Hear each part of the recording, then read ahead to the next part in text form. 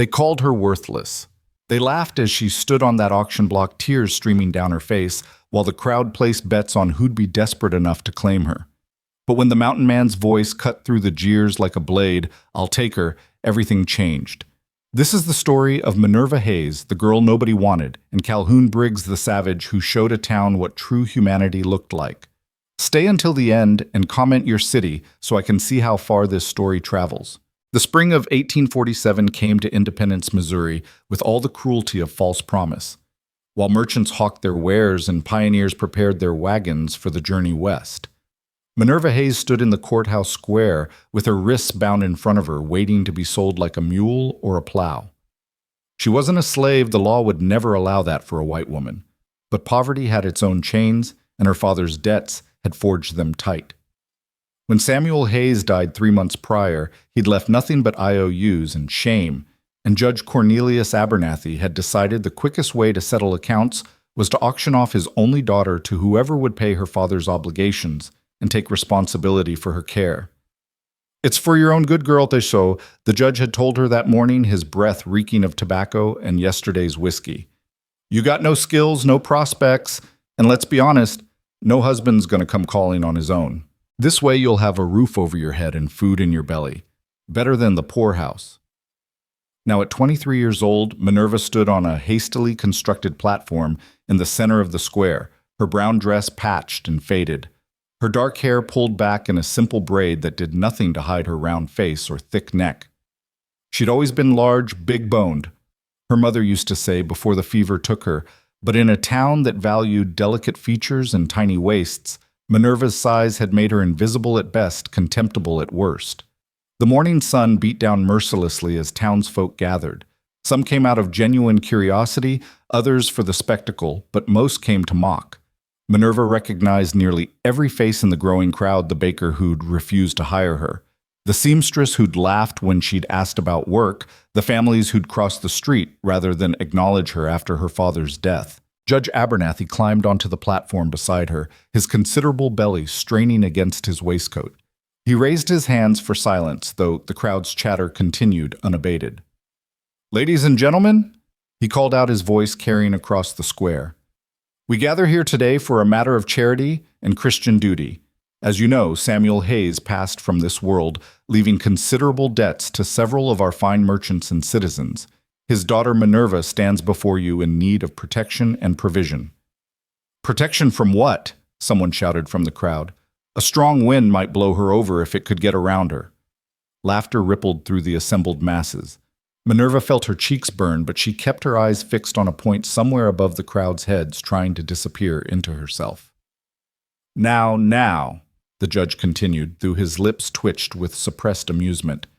"Miss Hayes is a sturdy girl, strong, could be useful from heavy work, and she can read and write, which is more than many can claim." "Can she cook?" Mrs. Sterling called out. The banker's wife stood near the front, her pretty face twisted in a sneer beneath her fashionable bonnet. "Or does she eat everything before it reaches the table?" The laughter grew louder, meaner. Someone threw a rotten apple that landed near Minerva's feet with a wet splat. She flinched, but didn't look down, didn't give them the satisfaction of seeing how deeply each barb cut. "The terms are simple, Judge Abernathy pressed on, raising his voice above the jeers. "Whoever takes responsibility for Miss Hayes will assume her father's debts totaling $87.40 and provide her with room and board.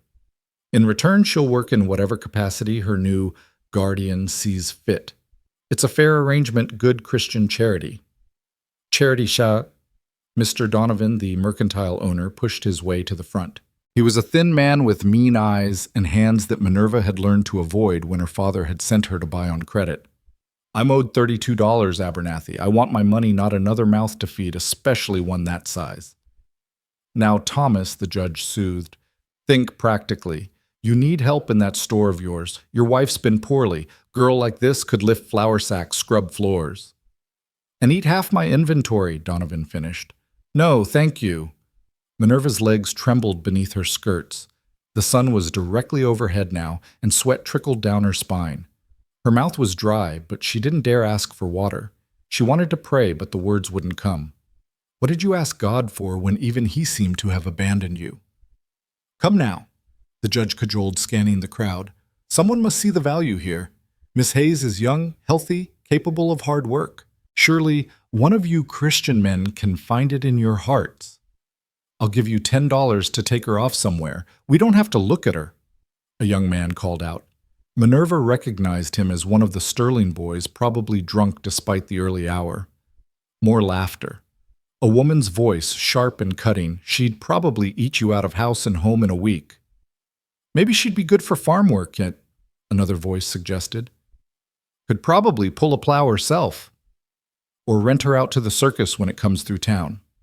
The comments flew like arrows, each one finding its mark. Minerva felt something inside her beginning to crack the fragile shell she'd built around her heart, splintering under the assault. Her vision blurred with tears she refused to shed, not here, not in front of them. Judge Abernathy's jovial expression was slipping.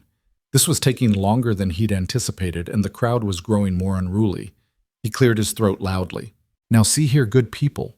This is a matter of Christian duty. Someone must step forward. Miss Hayes cannot be left to fend for herself. She has no family, no means of support. Would you have her starve in the streets?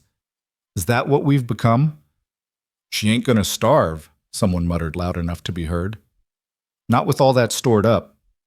The laughter this time was ugly, cruel. Minerva felt her knees begin to buckle. How much longer could this go on? How much more could she endure? Maybe it would be better to just collapse, to let the earth swallow her whole, to cease existing entirely. She closed her eyes and whispered the only prayer she could manage. Please, please, somebody help me. The silence came so suddenly that for a moment Minerva thought she'd fainted. But no, the laughter had simply stopped, cut off, as if by a knife. The crowd's chatter died away to nothing. Even the birds seemed to hold their breath. Then she heard it, a voice deep and rough as gravel, with an edge that made the spring air feel suddenly cold. I'll take her. Minerva's eyes snapped open. The crowd was parting like water before a ship's bow, and through the gap walked a man unlike any she'd ever seen. He was tall, well over 6 feet, with shoulders that seemed to span the width of the platform. His skin was weathered dark by sun and wind, his face half hidden by a thick black beard streaked with gray. He wore buckskin leggings and a shirt of the same material, both worn but clean, and his long hair was tied back with a strip of leather.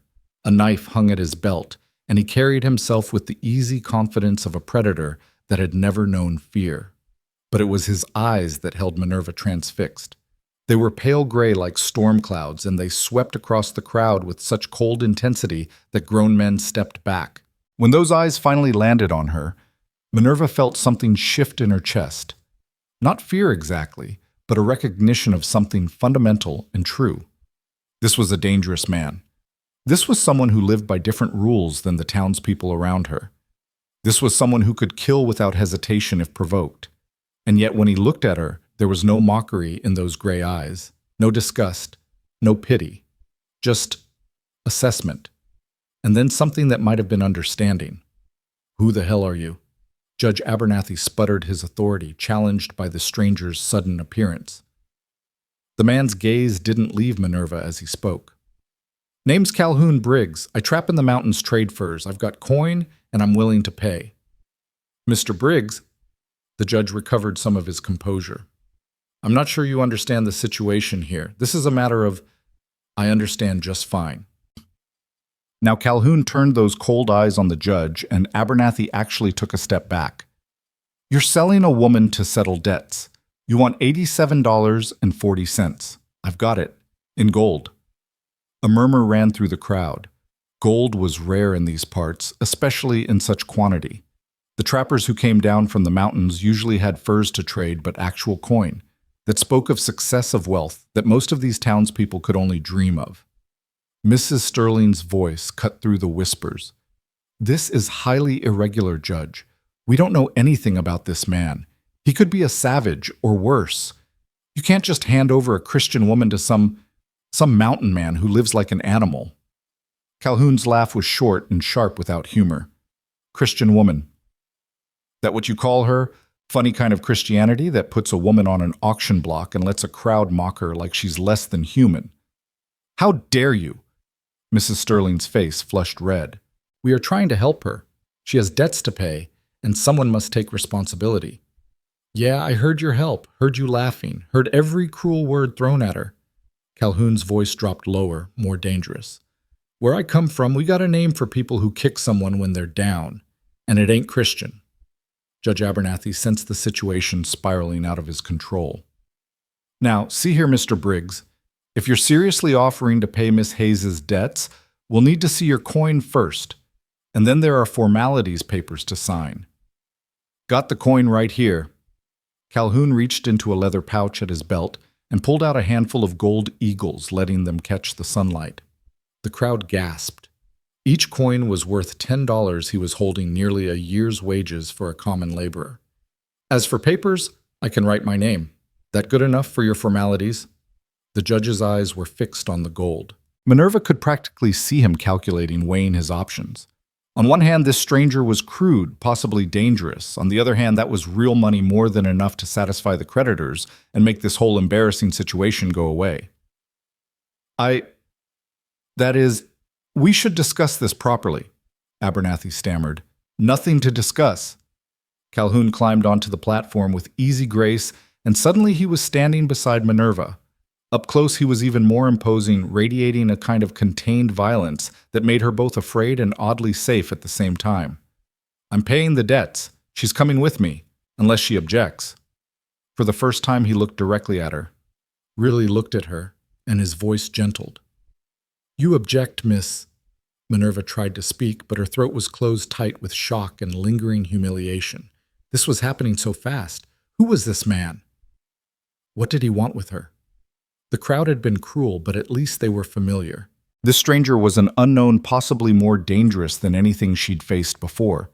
But then she saw something in his eyes, a flash of old pain carefully hidden, but there nonetheless.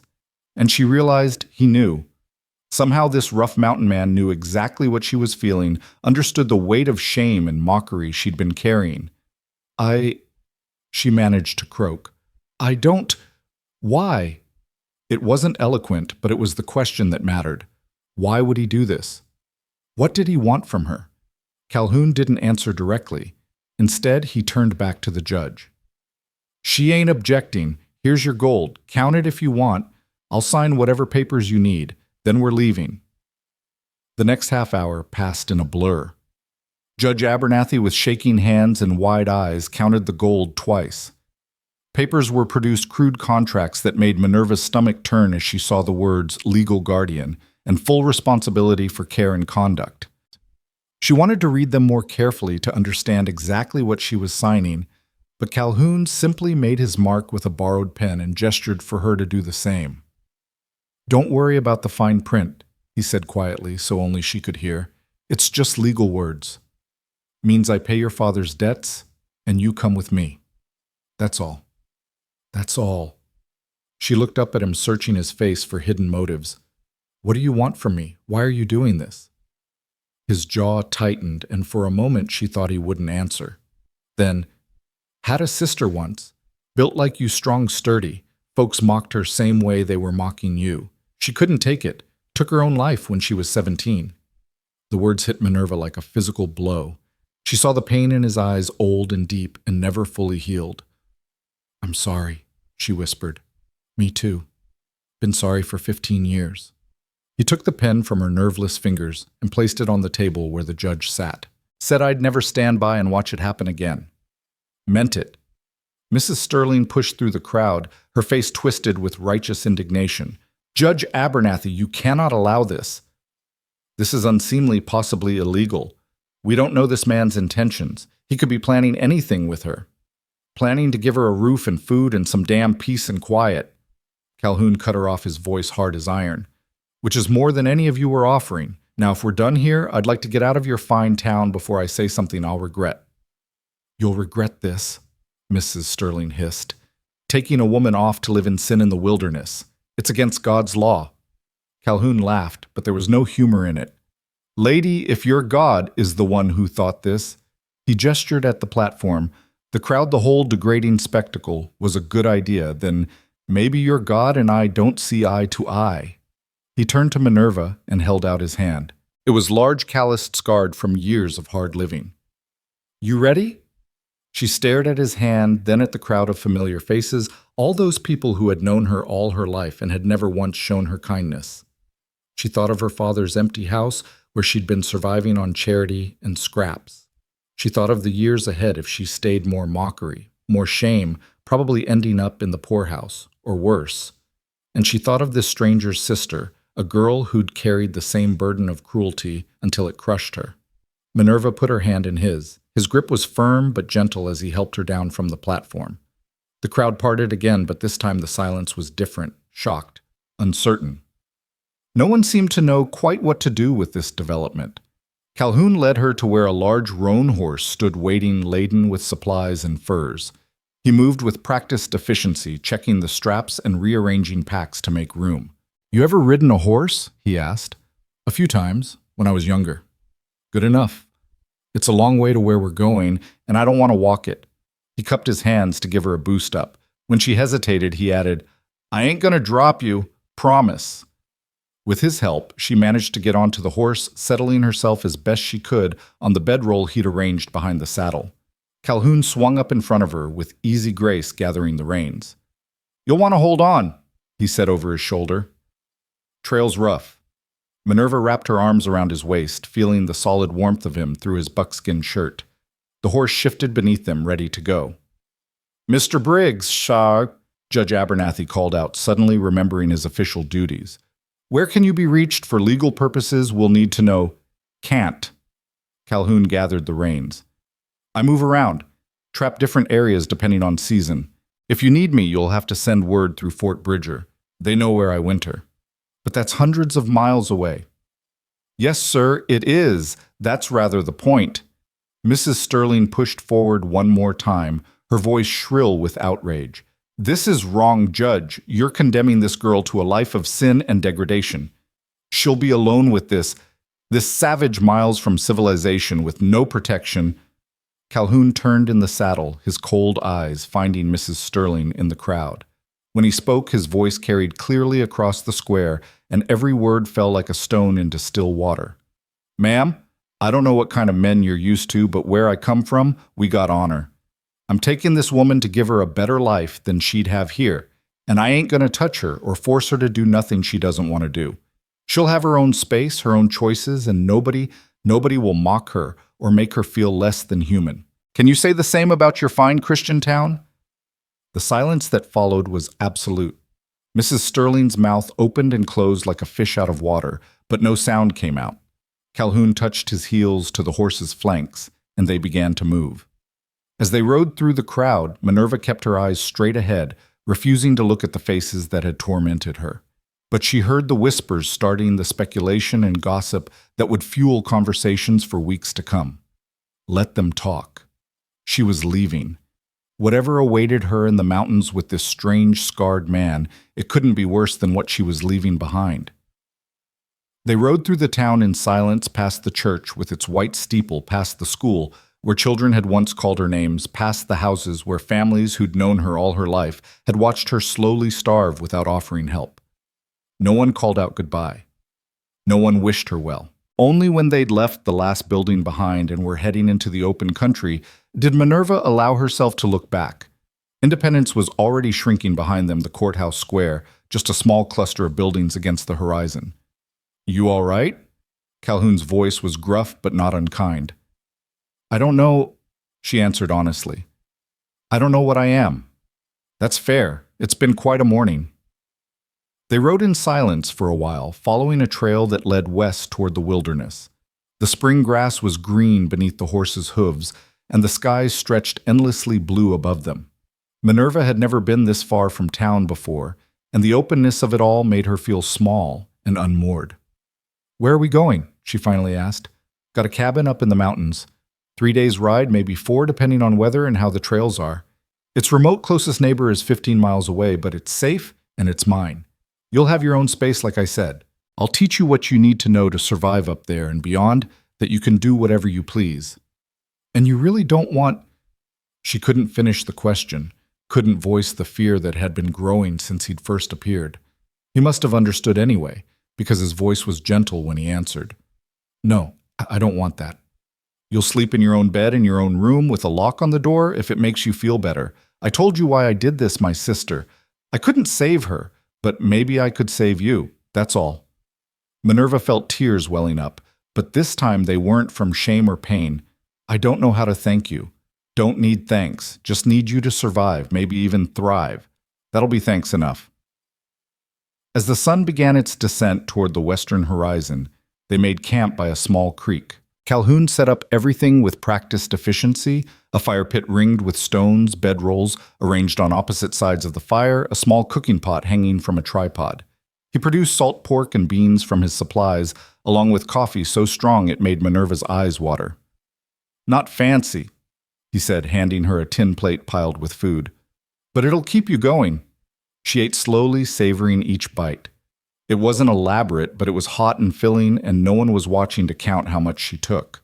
Across the fire, Calhoun ate his own meal in silence, his gray eyes distant, lost in thoughts she couldn't read. Can I ask you something? She ventured after they'd finished eating. Go ahead. Your sister. What was her name? He was quiet for so long she thought he wouldn't answer. Then, Rebecca, Becky we called her. She was sweet and kind and so damn strong. Could carry water buckets that grown men struggled with. But none of that mattered to the town. All they saw was that she was big, and they never let her forget it. How old were you when she... 15. Found her myself. His hands clenched into fists. She'd gone down to the river, said she wanted to wash clothes. Instead, she'd filled her pockets with rocks and walked into the current. By the time I found her, it was too late. Minerva's heart ached for the boy he'd been finding his sister's body. I'm so sorry. Left town the next day, never went back. Headed into the mountains and learned to trap, learned to survive. Been out here 20 years now, and in all that time, I never forgot what it felt like to watch people destroy someone good just because she didn't look the way they thought she should. Is that why you came to town today? Heard about the auction from a trader. He thought it was funny, told me about the fat girl being sold off. Something in the way he laughed. Calhoun shook his head. Had to see for myself. When I got there and saw you on that platform, saw those people laughing, it was like watching Becky all over again. Couldn't let it happen. Not again. They sat in silence as night fell completely, the fire crackling between them. Above, stars began to emerge more than Minerva had ever seen from town. The creek babbled nearby, and somewhere in the distance a coyote howled. I was going to do it, Minerva said suddenly. If no one had taken me, if they'd just sent me away to the poorhouse or left me to starve, I was going to...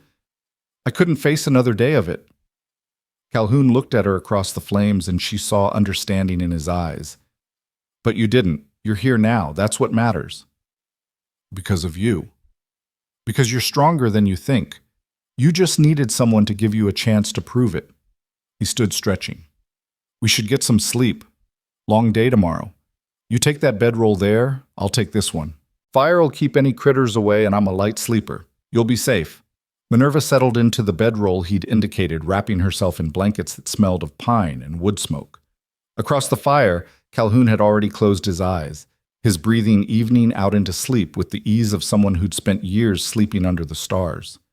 She lay awake for a long time, staring up at those impossible stars, thinking about everything that had happened. This morning, she'd been the most miserable person in the world standing on that platform waiting to be sold. Tonight, she was lying under the stars with a stranger who'd paid gold for the privilege of giving her a chance at something better. It didn't make sense. Nothing about this made sense. But as she finally drifted off to sleep, Minerva realized something for the first time in longer than she could remember. She wasn't afraid of tomorrow. Whatever came next, whatever challenges awaited in those distant mountains, she would face them. Not because she was brave, she wasn't, but because someone had finally shown her that she was worth saving. And maybe, just maybe, that was enough to start with. The second day of their journey began with the smell of coffee and bacon sizzling over the fire. Minerva woke to find Calhoun already up, moving quietly around the camp with the efficiency of long practice. The sun was just beginning to paint the eastern sky in shades of pink and gold, and the morning air held a chill that made her burrow deeper into her blankets for a moment longer. "Morning," Calhoun said, without looking up from the pan he was tending. "Coffee's ready if you want some. We'll eat and then move on. Want to make good time while the weather holds." Minerva pushed herself up, her muscles stiff from sleeping on the ground. She'd never spent a night outdoors before, and her body was letting her know about it.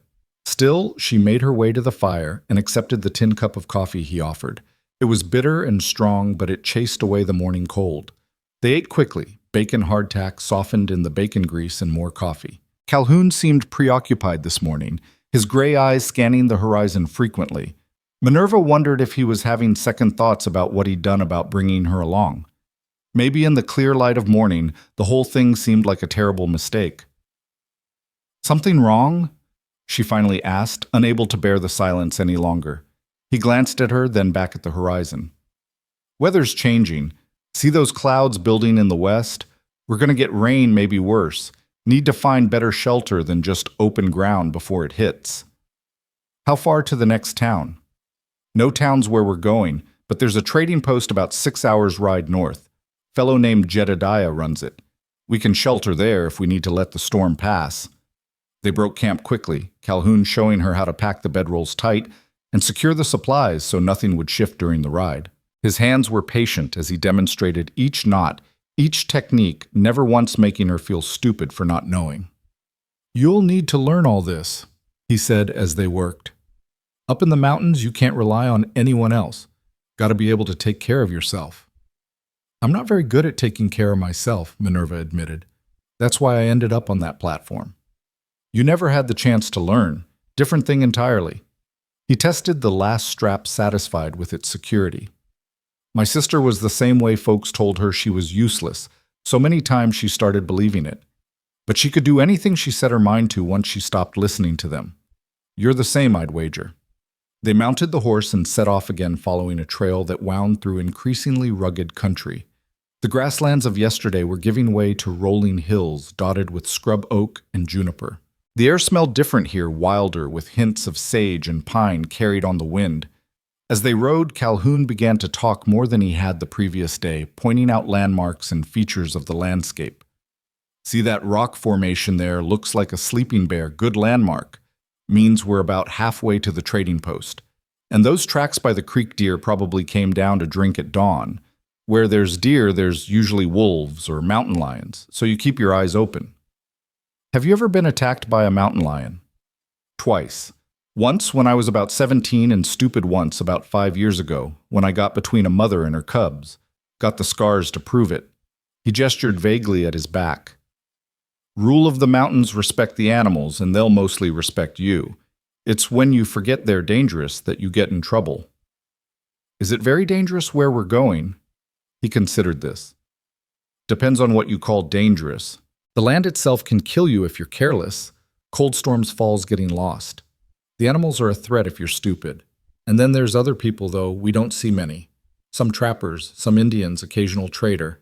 Most folks leave you alone if you leave them alone." "The Indians?" Minerva ventured, her voice uncertain. "Are they... people say a lot of things, and most of it's horseshit." Calhoun's voice was flat. "The Indians I've met are same as anyone else, some good, some bad. Most just trying to live their lives. I trade with the Shoshone regular, and they've never given me trouble. Treat them fair, respect their land, and they'll do the same for you." They rode on as the sun climbed higher, and true to Calhoun's prediction, the clouds in the west were building into towering thunderheads. The air grew heavy, and still that peculiar quality that comes before a storm. Even the horse seemed to sense it, his ears flicking nervously. It was mid-afternoon when they crested a hill and saw the trading post below a collection of rough log buildings surrounded by a split-rail fence. Smoke rose from a chimney, and Minerva could see horses in a corral and what looked like stacks of furs covered with canvas. "That's Jedediah's place," Calhoun said. "He's an old friend, bit rough around the edges, but honest. He'll have space for us to wait out the storm." As they approached, a figure emerged from the largest building, a man even bigger than Calhoun, with a wild red beard and shoulders like a bull.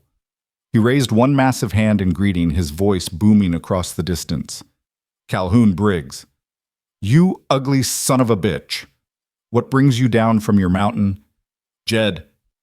Calhoun called back, and Minerva was surprised to hear genuine warmth in his voice.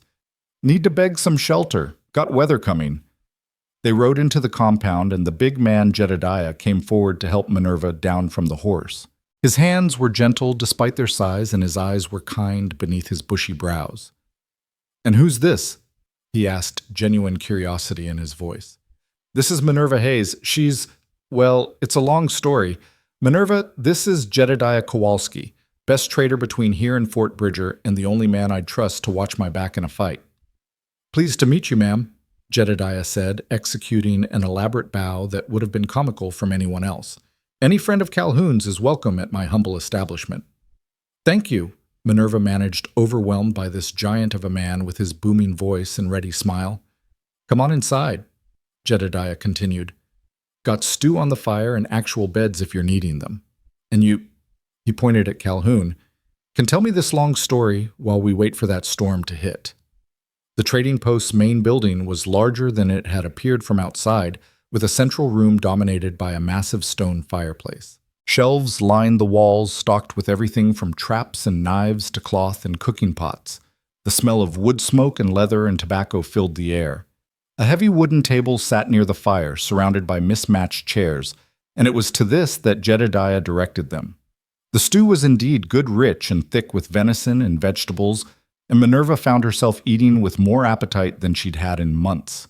Across the table, Calhoun was recounting the events in Independence, his voice matter-of-fact, but Jedediah's expression grew darker with each detail. They put her on a goddamn auction block the big man exploded when Calhoun finished. What kind of Christian folk do something like that? The kind that ain't as Christian as they think they are, Calhoun replied. But it's done now. She's with me and she's safe, and that's what matters. Jedediah looked at Minerva with something like admiration. Takes guts to ride off into the wilderness with this ornery bastard. You know what you're getting into. Not really, Minerva admitted. But it's better than what I was leaving behind. Fair enough. You got questions about him, you ask me. I've known Calhoun for 15 years, and I'll tell you straight, he's the best man I know, even if he does live like a hermit and smell like bear piss half the time. I do not smell like bear piss, Calhoun protested, but there was amusement in his eyes. You did that winter you decided to tan hides in your cabin instead of outside like a sensible person. Took 3 months to air out. They traded insults and stories while the storm built outside, and Minerva found herself relaxing in a way she hadn't in years. There was something easy about the friendship between these two men, something honest and uncomplicated. No hidden meanings, no cruel jokes, just two friends who'd known each other long enough to speak freely. When the storm finally hit, it hit hard. Rain lashed the windows, and thunder shook the building's foundations.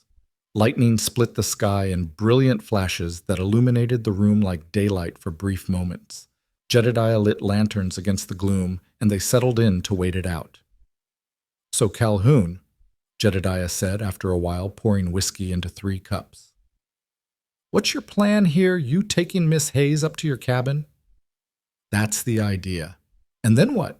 You gonna keep her locked up there like some princess in a tower? She ain't locked up. She's free to do what she wants. I'm just giving her a place where nobody's gonna mock her or make her feel worthless. Jedediah turned to Minerva. Is that what you want, ma'am, to hide away in the mountains? Minerva considered the question. What did she want? A week ago, she would have said she wanted to die. But now, I want to be somewhere I don't have to be afraid all the time. Somewhere I can breathe without worrying about what people are saying behind my back. If that's hiding, then yes, I suppose I want to hide. Ain't hiding, Jedediah said gently. That's healing. Different thing. But you should know mountain life ain't easy. It's hard work. Harsh conditions and isolation like you've never known. Town girl like you might find it overwhelming. I'm stronger than I look. I believe you are, Jedediah raised his cup. Here's to new beginnings and leaving behind folks who don't deserve you. They drank, and the whiskey burned going down, but left a pleasant warmth in Minerva's stomach. Outside the storm continued to rage, but inside the trading post she felt safe and almost content. As the evening wore on, Jedediah showed them to a back room with 2 narrow cots. Ain't fancy, but the roof don't leak and the blankets are clean. Storm like this might last through the night, so make yourselves comfortable." Minerva lay awake long after Calhoun's breathing had evened into sleep, listening to the storm and thinking about everything that had happened. 2 days ago, she'd been the most miserable person in the world. Now she was lying in a strange bed in a trading post in the wilderness, traveling with a man she barely knew toward an uncertain future. And yet she wasn't afraid. Uncertain, yes. Confused, absolutely, but not afraid. The storm broke sometime before dawn, and they woke to a world washed clean and sparkling. The air smelled of rain and earth, and the sky was that particular shade of blue that only comes after a storm. Jedediah provided them with a hearty breakfast eggs from his chicken's bread he'd baked himself and more of that powerful coffee. "Stay as long as you need," he told them as they prepared to leave. "And Calhoun, you bring Miss Hayes by whenever you come to trade. It'll be good for her to have someone to talk to besides your ugly face." "I'll do that," Calhoun promised.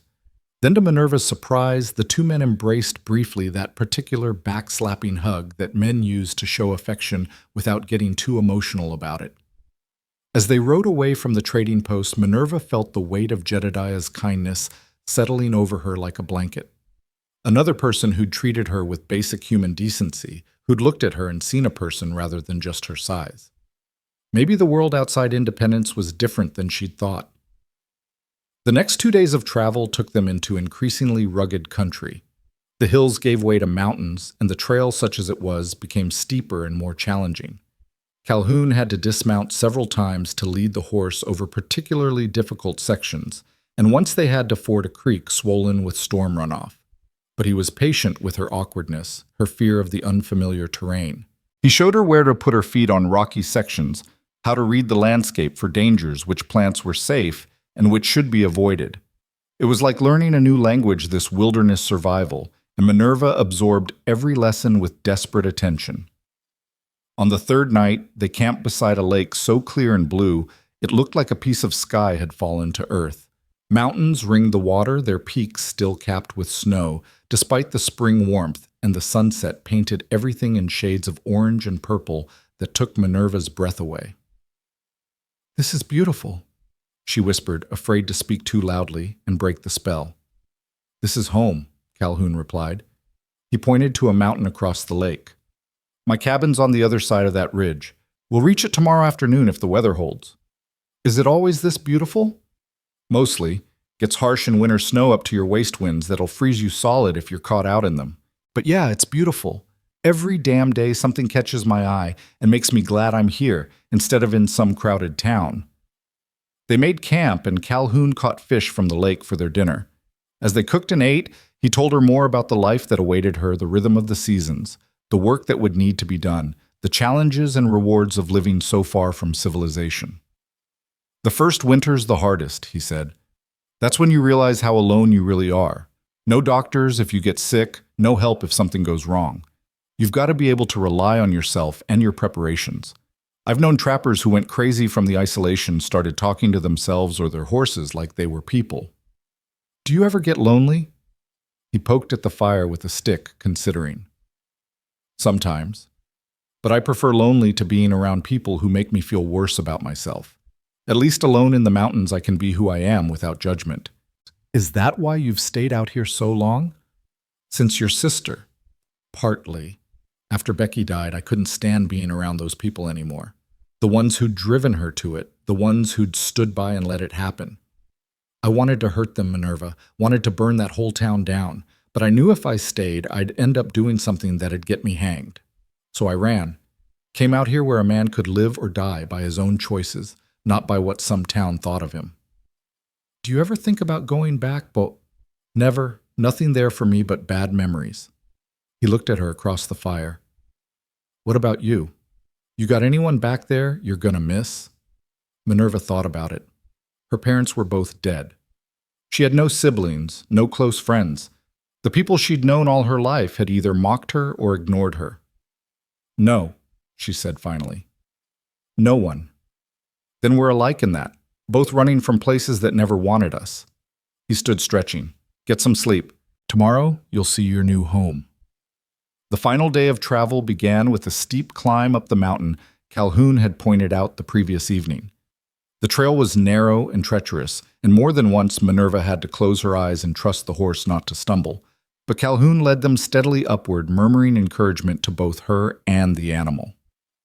When they finally crested the ridge, Minerva's breath caught in her throat. Spread out before them was a small valley, green and lush, with a creek running through its center. And there, nestled against the far slope beneath towering pines, sat a log cabin with smoke curling from its chimney. "Wait," Minerva said. "There's already smoke. Is someone there?" Calhoun smiled, the first real smile she'd seen from him. "Left the fire banked before I went down to the settlements. Knew I'd be coming back. Come on, let's get you home." They descended into the valley as the afternoon sun slanted golden through the trees. Birds sang in the branches, and somewhere in the distance an elk bugled. The creek babbled over smooth stones, and wildflowers dotted the meadow grass, purple and yellow and white, a riot of color against the green. The cabin was larger than Minerva had expected, built from massive logs chinked with mud and moss. A covered porch ran along the front, and she could see that Calhoun had added what looked like a lean-to on one side, probably for storage. The whole structure looked solid and well-maintained, built to last. Calhoun dismounted and helped her down, then led the horse to a small corral beside the cabin. "Let me get him settled, then I'll show you around." Minerva stood in the yard, slowly turning to take everything in. The isolation hit her first. They were truly alone here, miles from anyone. But instead of feeling frightened, she felt something close to peace. No one was watching her. No one was judging. She could breathe without worrying about who might be laughing at her. "Come on," Calhoun called from the cabin door. "Let me show you your new home." Inside the cabin was simply furnished but comfortable. A large stone fireplace dominated one wall with a cooking area beside it. A rough-hewn table and chairs sat near the fire, and shelves lined the walls holding supplies and tools. Furs covered the floor, providing insulation from the cold ground, and the ceiling was higher than she'd expected, with exposed beams and a small loft visible above. "This is the main room," Calhoun said somewhat awkwardly. "I live simple, as you can see, but over here," he led her to a door in the back wall. "This is what I've been working on."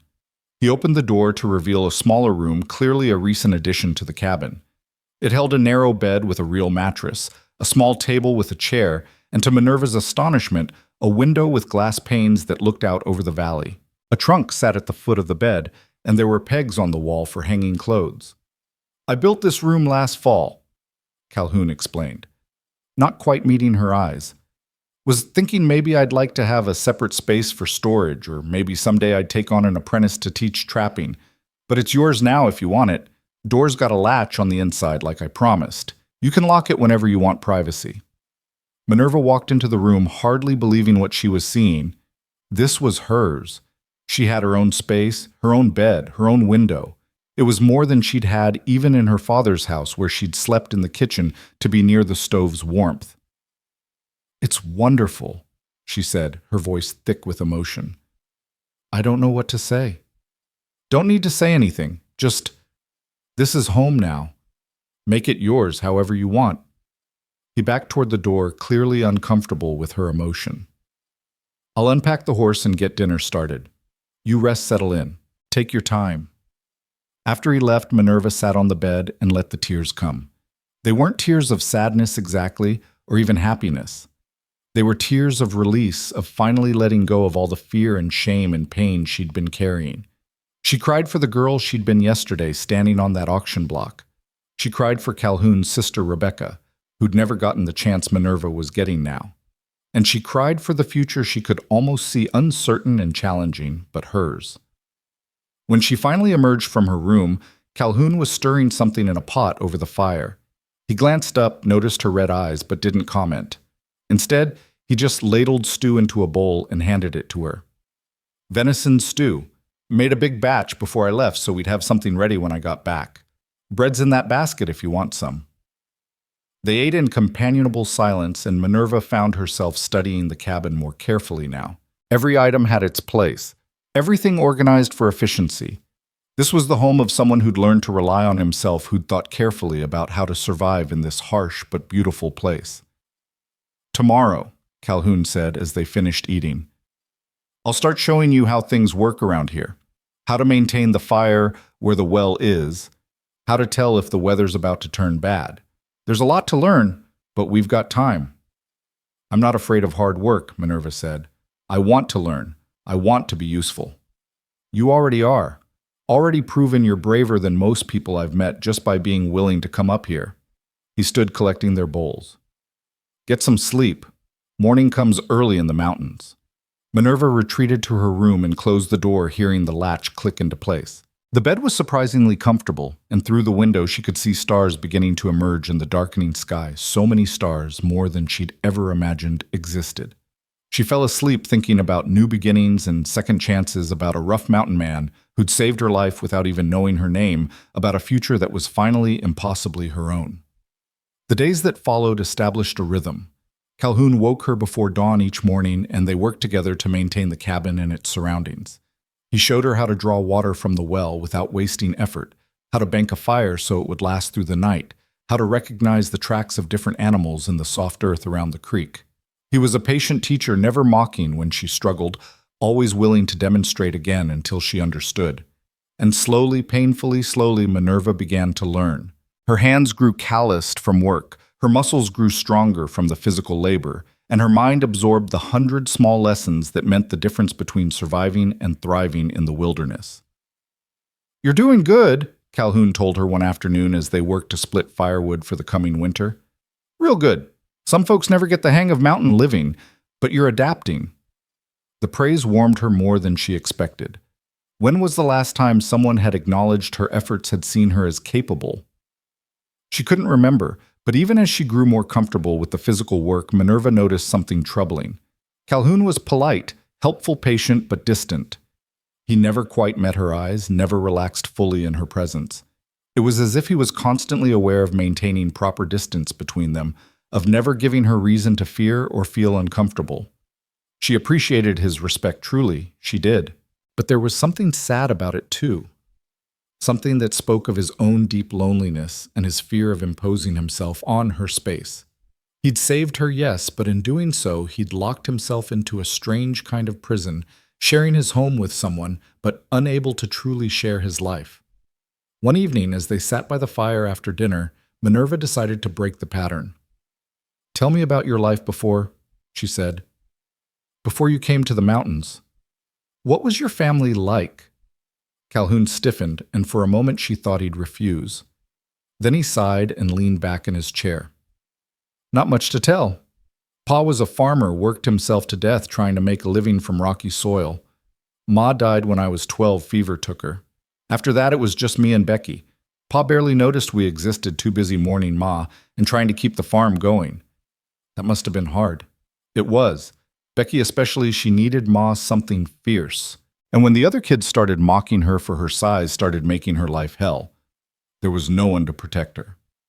Pa wouldn't hear about it, said she needed to toughen up. The school teacher looked the other way. Even the preacher said maybe God was testing her faith. His hands clenched. Nobody helped. And I was too young, too small to do much about it. You did what you could. Wasn't enough. The day she died, she'd asked me to go with her to the river, had this feeling something was wrong. But I had chores, told her I'd catch up later. By the time I got there... He fell silent, the old pain evident in every line of his face. Minerva reached across the space between their chairs and put her hand on his arm. He flinched at the touch, started to pull away, then stopped. "It wasn't your fault," she said quietly. "You were a child. The fault lies with all those adults who should have done better, who should have protected her." "I know that. In my head, I know that. But it doesn't change the fact that she's gone and I'm still here. Doesn't change the guilt." They sat in silence, her hand still on his arm, and slowly she felt some of the tension leave his body. It was the first real physical contact they'd had beyond necessity, and she felt the significance of it settle over them both. "Thank you," she said finally. "For telling me, for trusting me with that." He nodded, not quite able to speak, and they stayed like that until the fire burned low and the night grew cold around them. The weeks that followed that quiet moment by the fire brought a subtle shift in the atmosphere of the cabin. Calhoun still maintained his careful distance, but there was a new ease between them, a comfort that came from shared vulnerability. They worked together during the days tending the small garden he'd planted, checking his trap lines, gathering herbs and roots from the forest, and in the evenings they talked. Minerva learned that Calhoun was far more educated than his rough exterior suggested. He taught himself to read using his mother's Bible, and whatever books traders brought through, and his observations about the natural world were sharp and insightful. He could identify every plant in the valley, knew which were medicinal and which were poisonous, understood the behavior of animals with an intimacy that came from years of careful observation. In turn, she told him about her own life, the loneliness of being the object of constant mockery, the slow erosion of her self-worth, the desperate hope that someone somewhere might see her as more than just her appearance. He listened without judgment, his gray eyes understanding in the firelight. "You know what I've learned out here," he said one night as they sat mending clothes, a domestic scene that would have seemed impossible just a month before. "People in towns, they get so caught up in surfaces. What you look like, what you wear, who your family is. Out here, none of that matters. All that matters is whether you can survive, whether you're honest, whether you keep your word. Everything else is just noise." "I wish more people understood that," Minerva replied, threading her needle through a torn shirt seam. She'd gotten better at sewing in the past weeks, her stitches smaller and more even. "But they don't. They see what they want to see and judge accordingly. Their loss. They missed out on knowing Becky, and they're missing out on knowing you. Their blindness doesn't make them right. It just makes them stupid." It was the most vehement she'd heard him speak about the past, and something in his tone made her look up. He was staring into the fire, his jaw tight, and she realized he was angry not at her, but on her behalf, the same way he was still angry about what had happened to his sister. "Calhoun," she said softly, "you don't have to carry that for me. I'm healing. Being here learning from you, it's helping me see myself differently." "Good. That's good." He set down the leather strap he'd been working on and looked at her directly. "You're worth 10 of those town people, Minerva. Maybe 100. I just hope you're starting to believe that." Before she could respond, a sound outside made them both freeze. It was faint but distinct, the snap of a twig, the rustle of movement too large to be a small animal. Calhoun was on his feet instantly, his hand going to the rifle that leaned against the wall near the door. "Stay here," he commanded, his voice low and urgent. "Don't make a sound." He slipped out the door like a shadow, and Minerva sat frozen in her chair, her heart pounding. Minutes stretched like hours. She heard voices outside Calhoun's low rumble and other voices, unfamiliar ones. Then footsteps on the porch, and the door opened. Calhoun came in first, followed by 3 men she'd never seen before. 2 were clearly trappers like Calhoun, dressed in buckskin and fur, their faces weathered by sun and wind. The third was younger, perhaps 19 or 20, with sandy hair and nervous eyes that darted around the cabin before landing on her. "It's all right," Calhoun said, though his body language remained tense. "These are neighbors, more or less. This here's Marcus Webb and his boy Tom, and that's Henry Blackwood. They trapped the next valley over." "Heard you had company," Marcus said, his eyes frankly curious as they examined Minerva. He was perhaps 50, with a graying beard and a face that had seen its share of hardship. "Wanted to come by and see if the rumors were true. You actually brought a woman up here." "I did. Minerva Hayes meet Marcus Webb. He's been trapping these mountains about as long as I have. Henry, there is newer, maybe 5 years in the territory." "Ma'am," Marcus nodded politely, but there was a question in his eyes. "Begging your pardon for the intrusion, but folks are curious. Jedediah mentioned Calhoun had brought a woman back from the settlements, and, well, news travels even out here." "What kind of news, T?" Minerva asked, finding her voice despite her nervousness. It was Henry who answered, stepping forward with an awkward earnestness. "Just that Calhoun here paid good gold for you at some kind of auction. People are saying all sorts of things, that you're his wife, that you're indentured, that you're—" He trailed off, his face reddening. "That I'm what—" Minerva felt her old defenses rising the familiar wall she'd built against cruel speculation. "Now, Henry," Marcus cut in sharply, "we didn't come here to spread gossip or make the lady uncomfortable. We came to meet her properly and make sure everything was on the up and up. You know how it is, Calhoun woman alone in the mountains with a man, people talk." "Let them talk," Calhoun said flatly. "Minerva's here because she chose to be, and she's free to leave anytime she wants.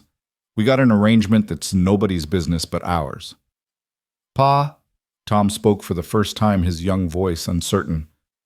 "Maybe we should just—" "Hush, boy, I'm talking to Calhoun." Marcus turned back to them, his expression serious. "Look, I don't care what your arrangement is. You've always been a straight shooter, and if you say it's honorable, I believe you, but there's some as won't see it that way. Word's gotten back to the settlements about this, and there's people saying it ain't proper, that maybe the law should look into it." Calhoun's expression darkened. "What people don't know names. Jedediah just mentioned he'd heard talk when some traders came through. Something about that judge in Independence and some woman Sterling, I think her name was, making noise about impropriety and Christian duty." Minerva felt her blood run cold. Mrs. Sterling. Of course it would be her, unable to let go, determined to impose her narrow view of morality on everyone around her. "Let her make noise," Calhoun said, but Minerva could hear the anger beneath his calm tone. "I paid the debts legal and proper. Got papers to prove it. What I do on my own land is my concern." "True enough," Marcus agreed. "But you know how it is. Sometimes legal don't matter if enough people get riled up. I'm just saying be prepared. Might be more visitors coming asking questions." After the men left with promises to stop by again and genuine welcomes extended to Minerva, she and Calhoun sat in heavy silence. The fire crackled, but the warmth it provided seemed inadequate against the cold fear settling in her chest. "They're going to come for me, aren't they?" she said finally. "Mrs. Sterling and her people. They're going to try to take me back." "Over my dead body," Calhoun replied, his voice hard as stone. "You ain't going back to that town. I don't care what they say or what they threaten. But if the law says I'm your legal guardian, that I paid your father's debts fair and square. They got no claim on you." He stood and paced to the window, looking out into the darkness. But Marcus is right that sometimes legal don't matter when people get their minds set on something. "Maybe I should just go back. Save you the trouble of—" "No." He turned to face her, and the intensity in his eyes took her breath away. "You're not going back to those people who made your life hell. You're not going back to being mocked and shamed and made to feel worthless. I won't allow it." "It's not your choice to make," Minerva said quietly. "I'm grateful for everything you've done, but I won't let you risk yourself for me. If they come, I'll go with them peacefully." "The hell you will." Calhoun crossed the room in 3 strides and knelt beside her chair, forcing her to meet his eyes. "Listen to me, Minerva. In the weeks you've been here, I've watched you change. You stand straighter. You smile more. You don't flinch when someone looks at you. You're becoming the person you were meant to be before those bastards in town broke you down. You think I'm going to let them take that away from you? Take you away from the first peace you've known in years. But what about you? What about your peace? If they come up here with guns or the law, then we'll deal with it, together. That's what this is about, ain't it? Not being alone anymore. Not facing the world by yourself." His hand, rough and calloused, covered hers. "I didn't bring you here just to hand you back the first time someone makes trouble. I brought you here because you deserved better, and by God, you're going to get it." Tears pricked at Minerva's eyes, but this time they were tears of gratitude mixed with fear. "I don't want you to get hurt because of me." "I won't. I'm pretty hard to hurt, in case you hadn't noticed. Got the scars to prove it." He squeezed her hand gently, then stood. "Get some sleep. Tomorrow we'll make some preparations just in case. But don't you worry about them coming for you. They'll have to go through me first, and I ain't planning on making that easy." But sleep didn't come easily that night. Minerva lay in her small room, listening to the wind in the pines, and thinking about Mrs. Sterling's pinched face, Judge Abernathy's calculating eyes, all those people in Independence who'd found such sport in her humiliation. The thought of facing them again, of being dragged back to that life, filled her with a terror so profound it made her physically ill. She must have finally dozed off, because she woke to the sound of voices outside. Angry voices, multiple voices, and the unmistakable sound of horses. Dawn was just breaking, painting the sky outside her window in shades of gray and pink. Her door flew open and Calhoun stood there fully dressed, his rifle in hand. "They're here. Stay in the cabin." "How many po?" "6, maybe 7. Judge is with them, and some deputies.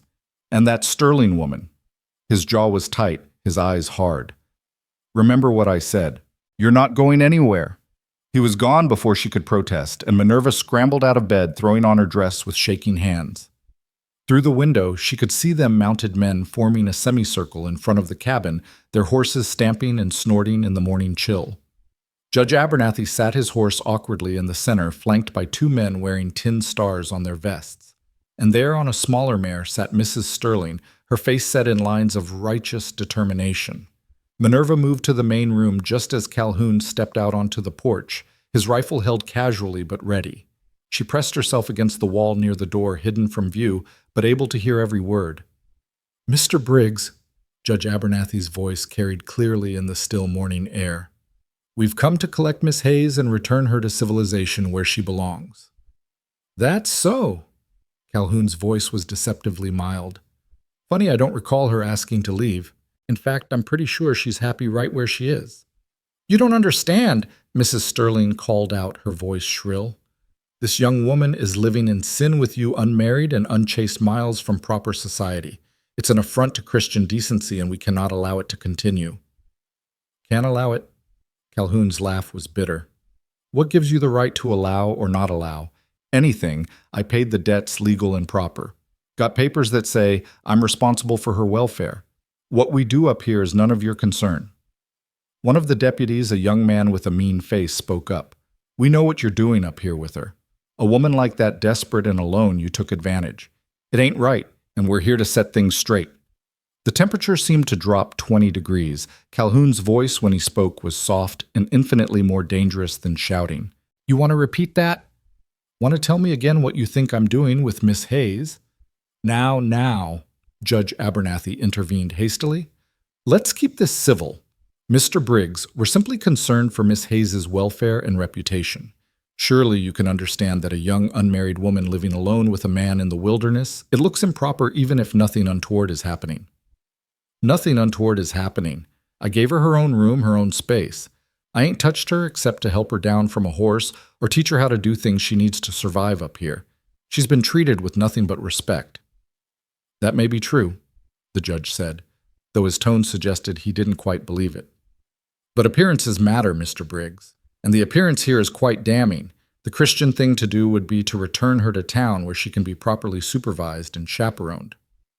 "The Christian thing," Calhoun repeated slowly. "You mean like putting her on an auction block and laughing while people mocked her? Like letting her father's death leave her with nothing but debts and shame?" "That kind of Christian thing." Mrs. Sterling's face flushed red. "How dare you question our faith? We did what was necessary to settle accounts and provide for her care. If she'd been more presentable, more modest in her appetites, perhaps someone would have courted her properly. But as it is, you people made her life hell and then tried to sell her like livestock when she had nobody left to protect her." Calhoun took a step forward and several of the horses shied nervously. "I was there. I heard what you said to her, how you laughed. Don't stand here now and pretend you give a damn about her welfare." "Enough of this," one of the other deputies, an older man with cold eyes, interjected. "We got legal authority here, Mountain Man. Judge says the girl comes back with us, she comes back with us. You can make this easy or hard, your choice." Calhoun shifted his rifle slightly, not quite pointing it at anyone, but making its presence very clear. "My choice is that you turn around and ride back down that mountain. Miss Hayes stays here because that's where she wants to be. You got no claim on her." "We have every claim," Mrs. Sterling insisted. "She's an unmarried woman living in sin. The moral law—" "Your moral law can go to hell, ma'am. Up here we live by different rules. Rules that say you treat people with basic human decency, that you don't mock someone for how they look, that you don't abandon folks when they need help most." Inside the cabin, Minerva's heart was pounding so hard she thought it might burst from her chest. She could feel the tension outside building like a thunderstorm, could sense that violence was only moments away. She couldn't let this happen, couldn't let Calhoun fight her battles alone, possibly get hurt or killed defending her. She took a deep breath, squared her shoulders, and stepped out onto the porch. The sight of her brought immediate silence. All eyes turned to her, and Minerva felt the familiar weight of judgment settle over her. But this time she didn't flinch. She stood beside Calhoun, her head high, and met their stares without shame. "Miss Hayes," Judge Abernathy said, trying for a kindly tone and failing. "Are you all right? Has this man harmed you in any way?" "No," Minerva said clearly. "He's been nothing but kind and respectful, more so than anyone in Independence ever was." "But surely you can see the impropriety of your situation," Mrs. Sterling pressed. "Living alone with a man unmarried in this godforsaken wilderness. Think of your reputation, girl. Think of your immortal soul." "My immortal soul." Minerva felt anger rising hot and cleansing. "You care about my soul now? Where was that concern when I was starving in my father's house? Where was it when people threw rotten food at me in the street? Where was it when you put me on that auction block like I was an animal to be sold?" "We were trying to help you," the judge protested, "trying to find you a situation. You were trying to settle debts and get rid of an embarrassment. Don't pretend it was charity." Minerva's voice grew stronger, fed by months of suppressed rage and pain. "And now you right up here claiming concern for my welfare. I don't believe you.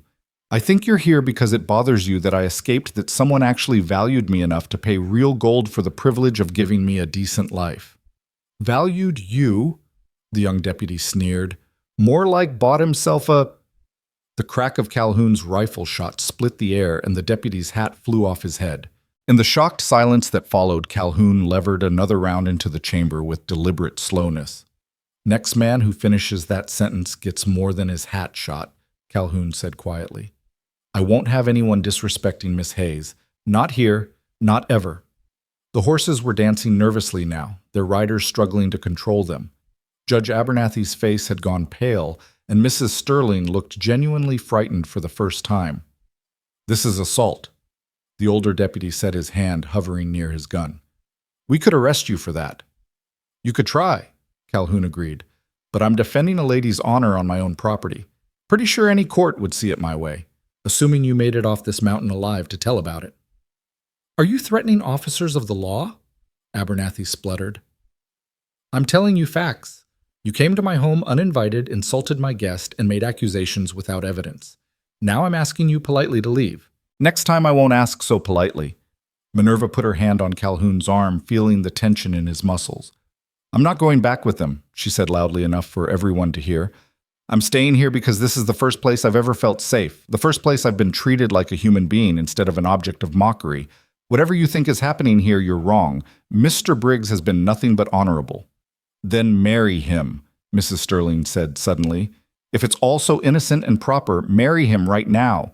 Make it legal and sanctified in the eyes of God." The words hung in the air like smoke. Minerva felt Calhoun stiffen beside her, felt her own heart skip several beats. Marriage. They'd never discussed marriage. He'd saved her, given her sanctuary, but marriage. "That's actually not a bad idea, so," Judge Abernathy said, sensing an opening. "If you two were married, all of this would be moot. Legal proper, no questions about impropriety. I could perform the ceremony right here, right now." "And if they refuse?" the older deputy asked. "That tells us everything we need to know, doesn't it?" Minerva looked up at Calhoun and saw the conflict in his eyes. He didn't want to force her into anything, didn't want to use marriage as a weapon or a shield. But he also understood the trap that had been laid, refused to marry, and they'd have ammunition to claim impropriety. Accept, and they'd be bound together by a decision made under duress. "Give us a moment," Calhoun said, his jaw tight. "Private conversation." He pulled Minerva back inside the cabin and closed the door. In the sudden quiet, she could hear her own ragged breathing, could feel the trembling in her limbs. "You don't have to do this," he said immediately.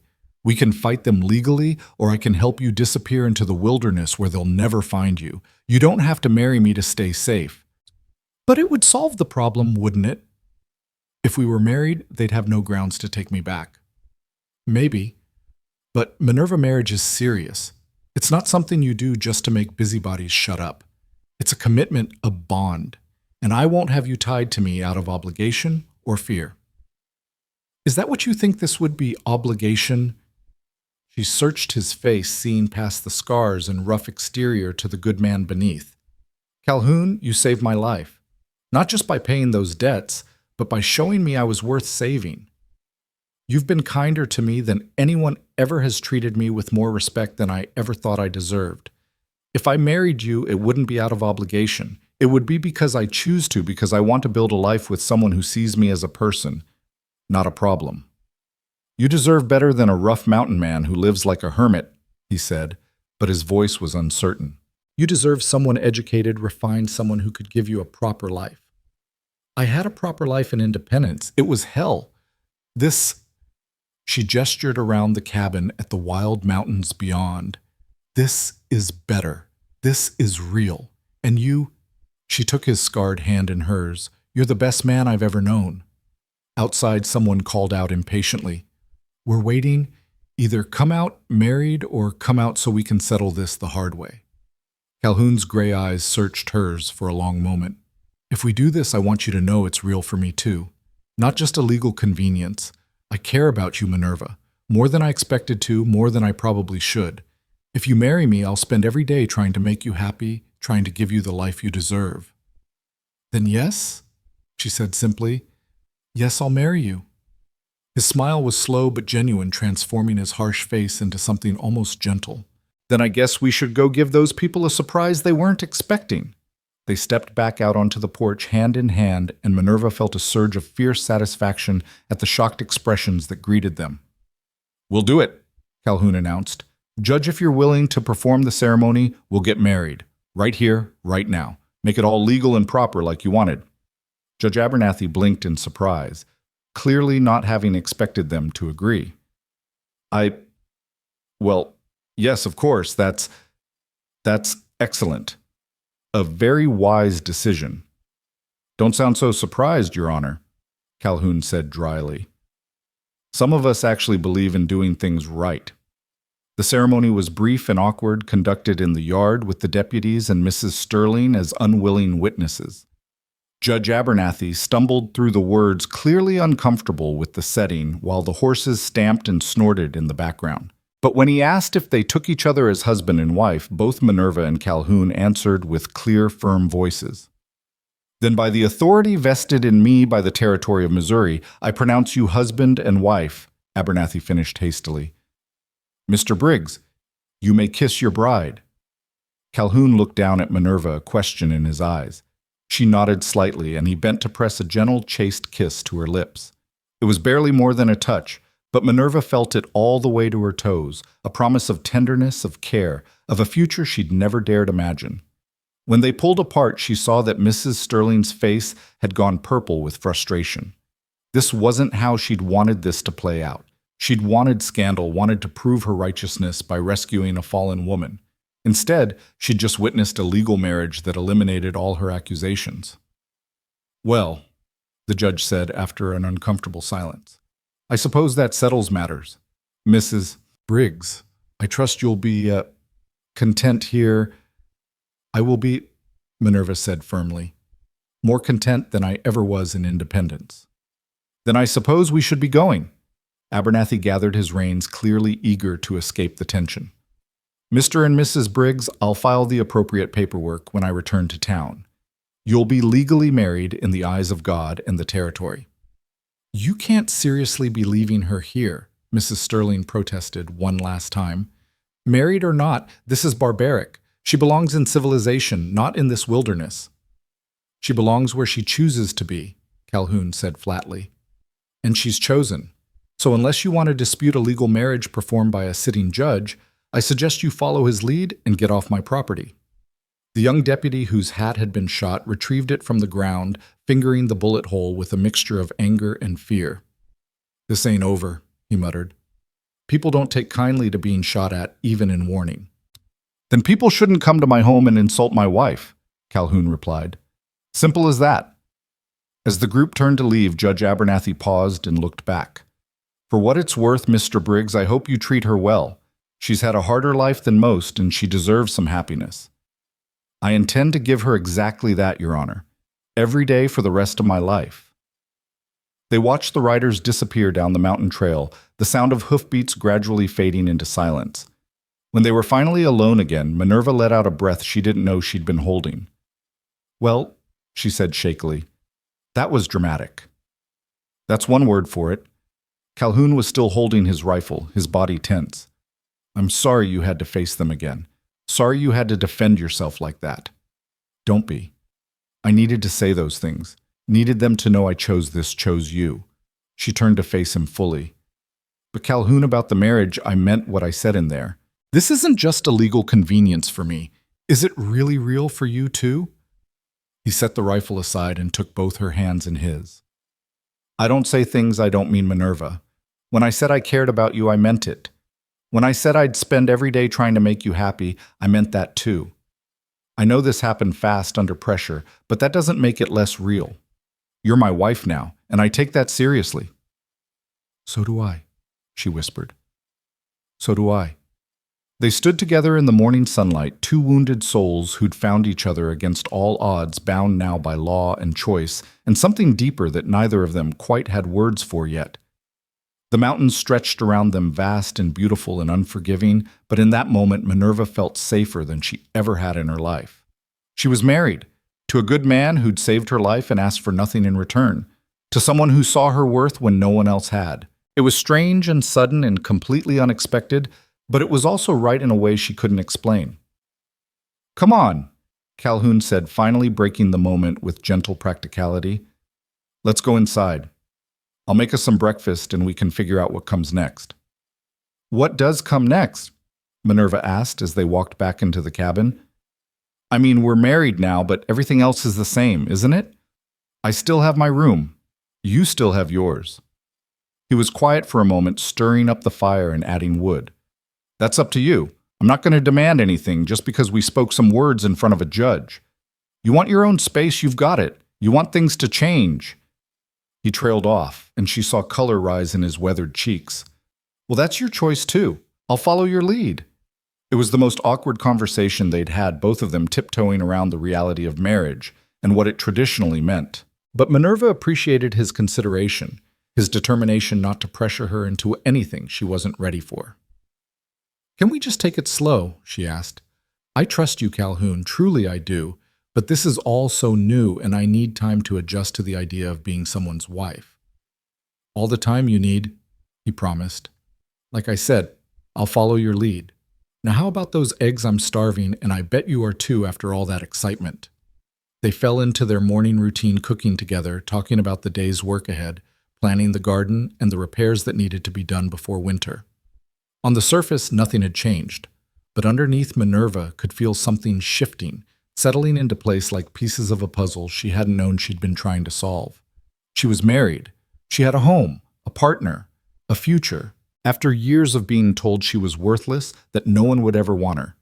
She'd found someone who not only wanted her, but had fought to keep her safe. And as she looked across the table at her husband Minerva allowed herself to believe that maybe, just maybe, she was finally home. The summer passed in a rhythm of work and quiet companionship. Minerva learned to read the weather in the clouds, to preserve food for the long winter ahead, to identify medicinal plants in the forest surrounding their valley. Calhoun was endlessly patient, teaching her skills that had taken him years to master, never once making her feel inadequate when she struggled. Their marriage remained chaste, both of them sleeping in their separate rooms, but the distance between them was slowly closing. She began to notice small things, the way he always made sure she had the warmest blanket, how he'd leave wildflowers on the table for no reason, the gentle way he'd guide her hand when showing her how to properly skin a rabbit or set a snare. And she found herself doing things for him too, mending his clothes with extra care, making sure his coffee was hot when he came in from checking trap lines, leaving small signs that she was thinking of him. They were courting. Minerva realized one day as she kneaded bread dough.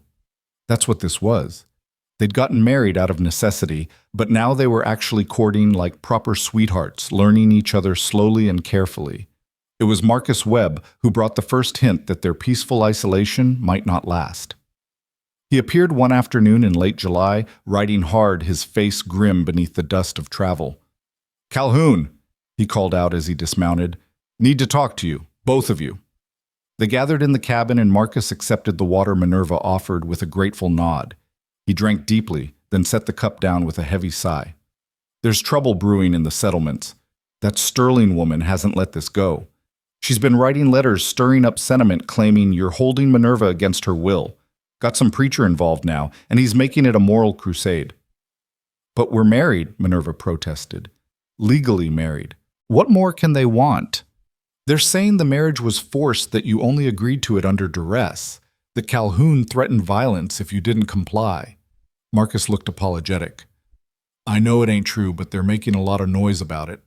Word is they might send a marshal to investigate, maybe even try to annul the marriage. Calhoun's jaw tightened, but his voice was calm when he spoke. Let them come. We got nothing to hide. Judge Abernathy himself performed the ceremony. He can testify we both agreed freely. Problem is, Abernathy's backing away from it now, saying he felt pressured too, that he performed the ceremony to avoid violence, but wasn't sure it was proper. Marcus shook his head disgustedly. Man's got no spine when the wind shifts. So what do they want? Minerva asked, though she already feared she knew the answer. They want you back in independence, want you to testify that Calhoun coerced you. If you do that, they'll annul the marriage and you can return to proper society. The contempt in Marcus's voice was evident. If you don't, they're threatening to charge Calhoun with kidnapping and assault. That shot he fired at the deputy's hat. They're calling it attempted murder. That's insane, Minerva said hotly. He was defending my honor. The deputy was about to say something vile. Don't matter what the truth is if enough people believe the lie, Marcus replied. And right now Mrs. Sterling's got a lot of people believing her version of events. She's painted you as a victim, Calhoun as a villain, and herself as a crusader for justice. When? Calhoun asked, his voice hard. When are they coming? Don't know for sure. Could be weeks, could be months. But they're coming, that's certain. Thought you deserved a warning so you could prepare. Marcus stood preparing to leave. If it were me, I'd consider moving deeper into the mountains. Maybe over to the Oregon territory where their jurisdiction don't reach. I ain't running, Calhoun said flatly. This is my land, my home. I've done nothing wrong, and I won't be driven off by lies and self-righteous hypocrites. After Marcus left, Minerva and Calhoun sat in heavy silence. The happiness they'd been building, the peace they'd found, all of it seemed fragile now, threatened by people hundreds of miles away who couldn't stand the thought of someone finding joy outside their narrow definitions of propriety. Maybe I should go back, Minerva said finally. Tell them the truth. Make them understand. They don't want the truth. They want you to confirm their prejudices, validate their worldview. Calhoun moved to the window, staring out at the mountains. If you go back, they'll never let you leave again. They'll find some way to keep you there to prove they were right all along. But if staying means you face criminal charges, then I face them. I told you before, Minerva, I won't let them take you back to that life. I meant it then, and I mean it now. He turned to look at her, his gray eyes intense. You're my wife. That means something to me. Means I protect you, stand by you, no matter what comes. Even if it costs you everything. I've already lost everything once, when Becky died, when I left my old life behind. I survived that, and I'll survive this. But I won't survive watching you go back to those people who made you want to die. His voice cracked slightly on the last word. So no, you're not going back. We'll find another way. Over the next weeks, they did prepare. Calhoun taught Minerva to shoot, starting with small game and working up to targets at distance. Her hand shook the first time she held the rifle, but he was patient, adjusting her stance, showing her how to breathe and squeeze the trigger rather than pull. You're a natural, he said, after she hit 3 targets in a row. Got a good eye and steady hands. I'm shooting at tree stumps, not people, Minerva replied, but she felt a spark of pride at his praise. Hopefully you'll never have to shoot at people. But if it comes to that, if someone tries to take you by force, I want you able to defend yourself. They also began stockpiling supplies, laying in extra food and ammunition, preparing for a long siege if necessary. Calhoun showed her escape routes through the mountains, places where they could hide if they needed to disappear quickly. The preparations were grim but necessary, and they approached them with the same methodical care they brought to all their work. But life wasn't all preparation and worry. There were still quiet evenings by the fire, still mornings when the sunrise painted the mountains gold and purple, still moments of laughter and growing intimacy. Minerva found herself falling in love with her husband truly and deeply in a way she'd never imagined possible. It was a warm August evening when things finally shifted between them. They'd spent the day picking berries, Their hands stained purple, and had returned to the cabin tired and content. After dinner, they sat on the porch watching the stars emerge, and Minerva found herself leaning against Calhoun's shoulder without thinking about it. He stiffened for a moment, then relaxed his arm, coming around her shoulders. They sat like that in comfortable silence until Minerva finally spoke. "I love you," she said quietly. "I know we married for practical reasons, and I know we've been taking things slow, but I need you to know I love you, Calhoun. Not because you saved me, but because of who you are. Because you're kind and patient and good, and being with you makes me happy in a way I never thought I could be." She felt him take a shaky breath. "I love you too," he said, his voice rough with emotion. "Have for a while now, but I was afraid to say it. Afraid you'd feel pressured or obligated." "I don't feel obligated. I feel grateful and happy and more alive than I've been in my entire life." She pulled back enough to look up at him. "Calhoun, I'm ready for this to be a real marriage in every way." His hand came up to cup her face, his thumb tracing her cheekbone with infinite gentleness. "Are you sure there's no rush, Minerva? I can wait as long as you need." "I'm sure. I want this. I want you. I want us to truly be husband and wife, not just in name, but in reality." He kissed her then properly this time, not the chaste brush of lips they'd shared during their hasty wedding ceremony. This was deeper, more passionate, conveying months of restrained desire and growing love. When they finally pulled apart, both were breathing hard. "Come with me," he whispered, standing and offering his hand. She took it without hesitation, and he led her not to her small room but to his larger, with a wide bed covered in furs and a window that looked out over the valley. In the moonlight streaming through that window, he was gentle and patient, making their first night as true husband and wife everything it should be, tender and passionate, and full of the promise of all the nights to come. The next morning, Minerva woke in Calhoun's arms, feeling more complete than she'd ever felt in her life. He was already awake, watching her with an expression so full of love it made her heart ache. "Good morning, wife," he said softly. "Good morning, husband," she replied, and they both smiled at the words that finally felt fully true. They spent the morning in bed talking and laughing and making love again with less urgency and more joy. It was late afternoon before they finally emerged hungry and disheveled, and happier than either had been in years. The happiness lasted exactly 3 more weeks. It was September when the marshal arrived, accompanied by 4 armed men. Unlike Judge Abernathy's group, these men looked professional and dangerous. Their guns well maintained, their eyes hard with experience. The marshal himself was a tall man in his 50s with iron gray hair and a face that had seen too much violence. "Mr. Briggs," he called out, his voice carrying clearly across the yard, "I'm Marshal Thomas Brennan, and I have a warrant for your arrest on charges of kidnapping and coercion. I'd appreciate if you'd come peacefully." Calhoun stepped out onto the porch, Minerva close behind him. "On whose authority?" "Territorial governor, on petition from citizens of Independence. They claim you're holding Mrs. Briggs, or Miss Hayes, as they still call her, against her will, that your marriage was forced and therefore invalid." Brennan's eyes moved to Minerva. "Ma'am, are you here of your own free will?" "I am," Minerva said firmly. "My marriage is real and was freely entered into. These charges are false." "That may be, ma'am, but I still have to bring Mr. Briggs in to stand trial. A judge will determine the truth of the matter." Brennan's expression was sympathetic but firm. "You can come along if you want to testify on his behalf. But one way or another, he's coming with me."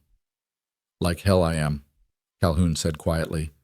"I've done nothing wrong, and I won't be dragged to Independence to face charges trumped up by people with a grudge." "Sir, I understand your position, but I have a legal warrant. You can come peacefully or by force, but you're coming." Brennan gestured to his men, who shifted their positions subtly, hands near their weapons. "Please don't make this harder than it has to be." "You're making a mistake, Marshal," Minerva said desperately. "My husband is innocent. This is persecution, not prosecution." "That's for a court to decide, ma'am. Now, Mr. Briggs, are you going to come peacefully?" Calhoun looked at Minerva, and she saw the calculation in his eyes. He could fight, probably take down 2 or 3 of them before they got him, but he'd die in the process, and she'd be left alone. Or he could disappear into the mountains, but then he'd be a fugitive forever, always looking over his shoulder. I'll come, he said finally. But I want your word that my wife is free to go where she pleases, that she won't be forced to return to independence if she doesn't want to. I can't guarantee that, sir. The court may want to hear her testimony. Then I'm not going anywhere. Calhoun's hand moved toward the rifle leaning against the cabin wall. Wait. Minerva grabbed his arm.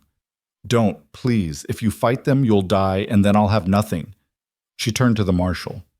I'll come too. I'll testify. But I'm coming of my own free will as a witness for my husband, not as a victim to be rescued. Brennan considered this, then nodded. Fair enough. You can ride with us, testify however you like, but Mr. Briggs, I'll need your weapons. The surrender was painful to watch. Calhoun handed over his rifle, his pistol, the large knife he always wore. Each weapon felt like a piece of his identity being stripped away, leaving him vulnerable in a way Minerva had never seen. They were allowed to pack a few belongings, and then the marshal's men bound Calhoun's hands in front of him, a concession to dignity, Brennan explained, since he was coming peacefully. Minerva was permitted to ride beside him as they descended the mountain, leaving behind the cabin and the life they'd built together. The journey back to Independence took 5 days, and each one was agony. They camped each night with Calhoun under guard, given no privacy, even to speak with his wife. Minerva rode in furious silence, her anger at the injustice of it all growing with each mile. When they finally reached Independence, it was like arriving in hell. Word of their coming had spread, and it seemed the whole town had turned out to watch. Minerva saw the faces. She remembered the merchants who'd refused her father credit, the women who'd mocked her weight, the men who'd laughed at the auction. They were all there, eyes bright with vindication and judgment. Mrs. Sterling stood on the courthouse steps, her expression one of righteous triumph. "You see," she called out to the crowd, "I told you he was a villain. Thank God we acted in time to save this poor girl from her fate." "I don't need saving," Minerva shouted back, her voice cutting through the murmurs. "The only villains here are you people who couldn't stand to see me happy." The marshal led Calhoun into the courthouse where Judge Abernathy waited with several other officials. Minerva tried to follow, but a deputy blocked her path. "Sorry, ma'am, only defendants and officials for now. You'll be called when it's time for testimony." "He's my husband. I have a right to be there." "Ma'am, please don't make this difficult. You'll have your chance to speak." She was escorted to a small room in the courthouse, not quite a cell, but close, and left there to wait. Hours passed, marked only by the changing light through the high window. She could hear voices from the courtroom raised in argument, but couldn't make out the words. Finally, as evening shadows were lengthening, the door opened and Mrs. Sterling entered, accompanied by a woman Minerva didn't recognize, middle-aged, stern-faced, wearing the plain dress of a reformer. "Miss Hayes," Mrs. Sterling began. "Mrs. Briggs," Minerva corrected sharply. "Mrs. Briggs, then, though I still maintain that marriage is invalid." Mrs. Sterling's smile was cold. "This is Mrs. Charlotte Reed from the Women's Moral Reform Society. She's here to help you understand your situation and make the right choices." "I understand my situation perfectly, thank you. My husband is being falsely accused because you can't accept that someone actually values me." "My dear child," Mrs. Reed said in a patronizing tone that made Minerva's teeth clench, You've been through a terrible ordeal. Kidnapped, forced into marriage, isolated in the wilderness. It's understandable that you've developed a certain attachment to your captor. It's quite common in such situations.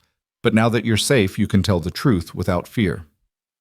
The truth is that Calhoun Briggs is the best man I've ever known, that our marriage is real and loving, and that the only terrible ordeal I've endured is being dragged back to this town full of hypocrites and liars.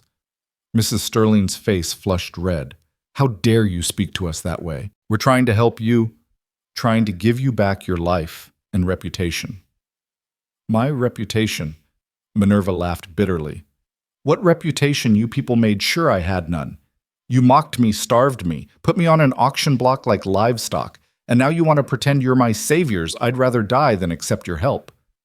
"You see," Mrs. Reed said to Mrs. Sterling, "the poor girl is clearly traumatized, not in her right mind. We'll need to be patient, help her understand what's really happened to her." "I know exactly what's happened.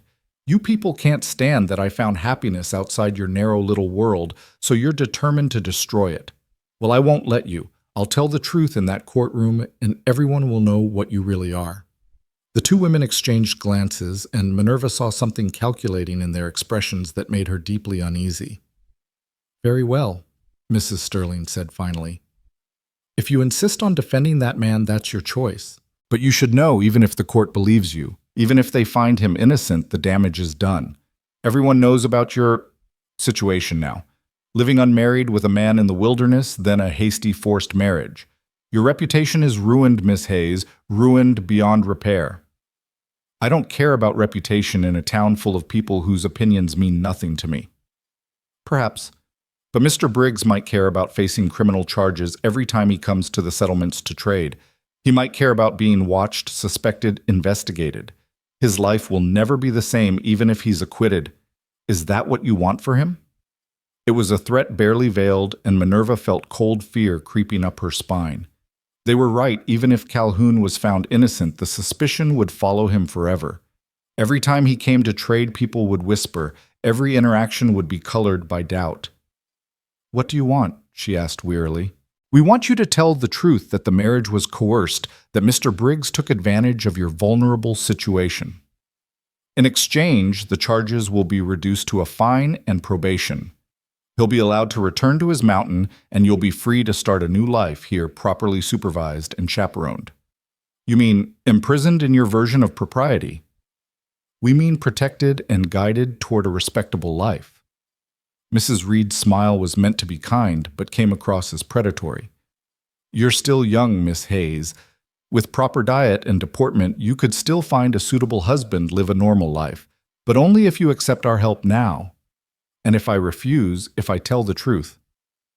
"Then Mr. Briggs will likely hang," Mrs. Sterling said flatly. "The charges are serious, and we have witnesses, the deputies, the judge, even traders who've heard him threaten violence.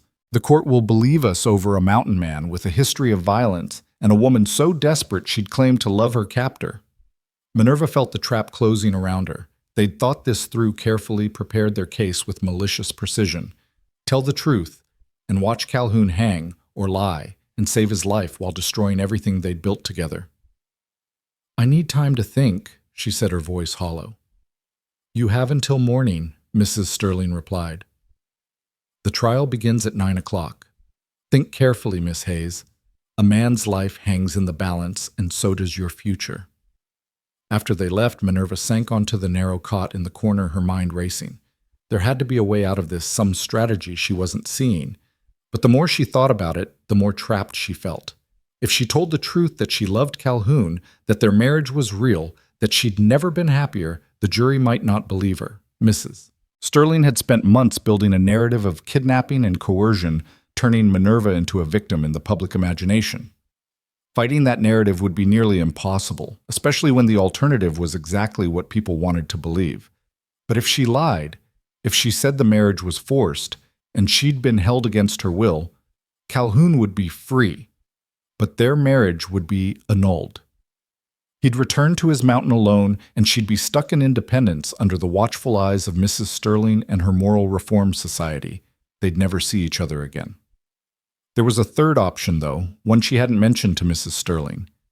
She could lie on the stand, say whatever they wanted to hear, and then later recant once Calhoun was safely away. It would be risky, possibly illegal, but it might work. Or would it? They'd be watching her, controlling her movements. And even if she managed to escape and return to the mountains, they'd just send the marshal again, and this time the charges would stick. There'd be no talking their way out a second time. The door opened again, and this time it was Marshal Brennan. His expression was troubled as he sat down across from her. "Mrs. Briggs," he said, and she noticed he used her married name. "I wanted to speak with you privately. What I'm about to say could cost me my job, but I've been a lawman for 30 years, and I know the difference between justice and persecution when I see it." "Go on," Minerva said cautiously. "I've investigated this case thoroughly. I've spoken to traders who know your husband, to that man Jedediah, who runs the trading post, even to some of the Indians who interact with him. Every single person says the same thing. Calhoun Briggs is a good man, honest and honorable. Not one person believes he'd hurt a woman or force her into anything." "Then why are you still prosecuting him?" Because I have orders from the governor, and those orders came with political pressure from some very influential people. Mrs. Sterling's husband is a major investor in the territorial expansion, and she has the ear of several prominent ministers. When she makes noise, people listen. Brennan leaned forward. But here's what I think.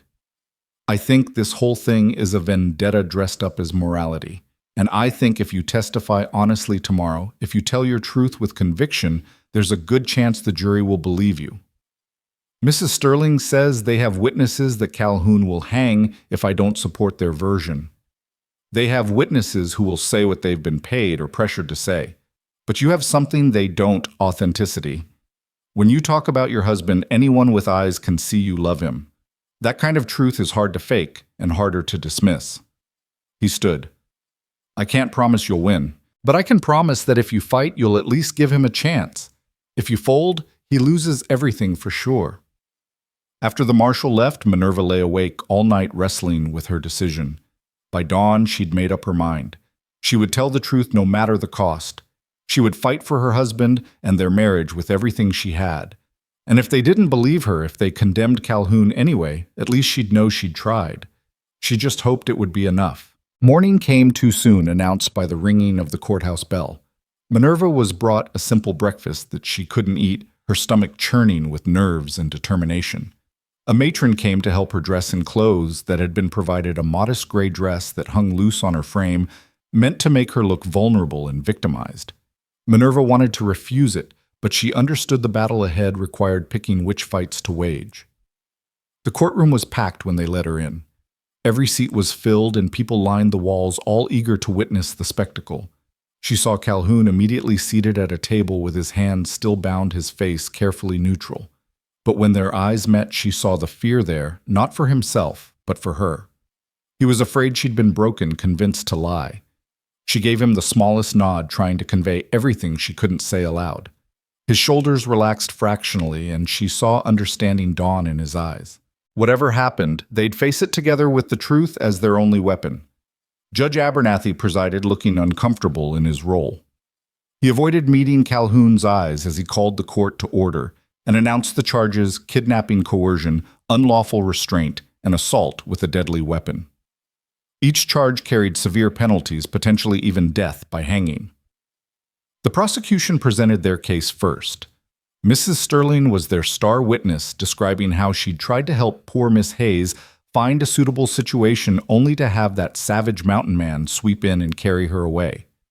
She painted a picture of Calhoun as a predator, someone who'd seen a vulnerable woman and seized an opportunity for exploitation. And when we rode to his cabin to check on her welfare, Mrs. Sterling testified, her voice trembling with manufactured emotion. He threatened us with violence, fired his weapon at one of the deputies. He forced Miss Hayes to claim the marriage was consensual, all while holding us at gunpoint. It was a masterful performance, and Minerva watched the jury's faces darken with each word. These were town men, merchants, and farmers who already distrusted mountain men and their wild ways. They wanted to believe Mrs. Sterling's narrative because it confirmed everything they already thought about people like Calhoun. The young deputy whose hat had been shot testified next, embellishing the incident until it sounded like Calhoun had tried to murder him in cold blood. Judge Abernathy reluctantly admitted he'd felt pressured and intimidated into performing the marriage ceremony, though he stumbled over the details when pressed. Then came a surprise witness, a trader named Silas Culver, who claimed he'd seen Calhoun at the trading post manhandling Minerva, treating her roughly, and speaking to her in threatening tones. It was a complete fabrication. Minerva had never seen this man before in her life, but he delivered his lies with convincing sincerity. The prosecution rested their case just before noon, and the judge called for a recess. Minerva was returned to her holding room, where she found Marshal Brennan waiting. "That trader's a plant," he said bluntly. "I checked into him. He's got debts all over town, and suddenly they've all been mysteriously paid off. Mrs. Sterling's husband took care of them." "Can you prove that?" "Not in a way that would hold up in court, but I wanted you to know what you're up against. They've bought testimony, manufactured evidence. This isn't about truth. It's about winning." "Then I'll just have to tell a better truth," Minerva said with more confidence than she felt. When court resumed, the defense called their first witness, Jedediah Kowalski. The big red-headed traitor strode to the witness stand with no trace of intimidation, and Minerva felt a surge of hope at his steady presence. Mr. Kowalski. The defense attorney began a young lawyer named Samuel Green, who'd agreed to represent Calhoun out of principle. How long have you known the defendant? 15 years, give or take. Known him since he first came to the mountains as a green kid who didn't know a beaver trap from a rabbit snare. And in those 15 years, what has been your impression of his character? Calhoun Briggs is the most honorable man I've ever met. He's honest in his dealings, keeps his word, treats everyone, Indian, white man, woman, with respect. I'd trust him with my life, and I have more than once. Did you meet Mrs. Briggs when Mr. Briggs brought her to your trading post? I did. They stopped there on their way to his cabin, waiting out a storm. And what was your impression of their relationship? I saw a man who'd done something good, who'd rescued someone in need and was trying to give her a better life. And I saw a woman who was grateful but also cautious, which made sense given what she'd been through. But there was no force, no coercion, just two people trying to figure out a difficult situation with dignity. Mrs. Sterling's attorney rose to cross-examine. Mr. Kowalski, isn't it true that you and Mr. Briggs are close friends, that you'd say anything to protect him? We're friends, sure, but I'm a Christian man, sir, and I don't lie, not even for friends. Jedediah's voice carried weight that made even the hostile attorney step back. No further questions, the man muttered. Marcus Webb testified next, corroborating Jedediah's account and adding details about the night he'd warned them of trouble brewing. Then came two Shoshone men who traded regularly with Calhoun, their testimony delivered through an interpreter. They spoke of Calhoun's fairness, his respect for their customs, his reputation as a man of his word. Their presence in the courtroom caused a stir. Indians rarely testified in territorial courts, but their simple honesty was powerful. Finally, as afternoon shadows lengthened, it was Minerva's turn. She walked to the witness stand on trembling legs, acutely aware that everything depended on this moment. The jury watched her with varying degrees of sympathy and suspicion. Mrs. Sterling sat in the front row, her expression confident, certain that Minerva would break under pressure. Samuel Green approached gently. Mrs. Briggs, please tell the court in your own words what happened the day you met Calhoun Briggs. Minerva took a deep breath and began. She told them everything, her father's death and the debts he'd left, the decision to auction her off. The humiliation of standing on that platform while people mocked her size and her worth. Her voice shook with remembered pain, and she saw some of the jury members shift uncomfortably. I was praying for someone to help me, she continued. Anyone. I didn't care who, as long as they took me away from that nightmare. And then Mr. Briggs Calhoun stepped forward. Did he threaten you or force you to go with him? No. He paid the debts in gold, signed the papers, and offered me his hand. I took it willingly, because anything was better than what I was leaving behind. And the journey to his cabin. Did he harm you in any way during that time? Never. He gave me my own bedroll, kept a respectful distance, treated me with more courtesy than I'd ever known. He told me about his sister, about why he'd intervened. He made me feel like a person again instead of an object of ridicule. Green led her through the rest of her testimony. Her arrival at the cabin. The separate room Calhoun had prepared, the patient teaching and growing friendship. When they reached the day Judge Abernathy and the others had come, Minerva's voice grew stronger. Mrs. Sterling said I was living in sin, that the situation was improper. She demanded I return with them. But the judge offered an alternative. If we married right then, all questions of propriety would be resolved. Calhoun gave me a choice. We went inside, spoke privately, and I chose to marry him. Not because I was forced, but because I wanted to. And the shot Mr. Briggs fired, the one that struck the deputy's hat. One of the deputies was about to say something vile about me, something that implied that Calhoun had... She couldn't finish the sentence, but the implication was clear.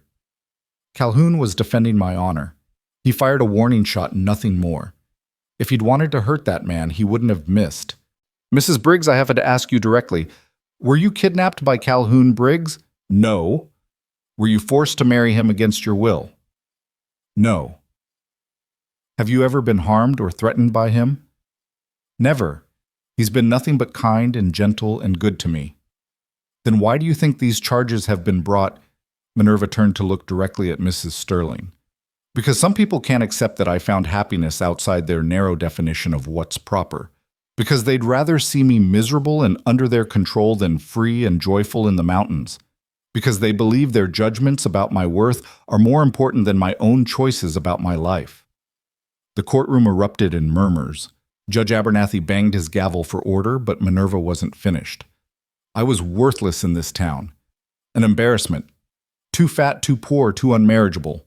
You all made that clear. And when someone finally saw value in me, when someone treated me like I mattered, you couldn't stand it. So you created this narrative of victimhood and villainy to justify interfering in my life one more time. Mrs. Briggs, the judge warned, please confine yourself to answering questions. But that's my answer, she said passionately. The question is why these charges exist, and the answer is that some people would rather destroy something good than admit they were wrong about me.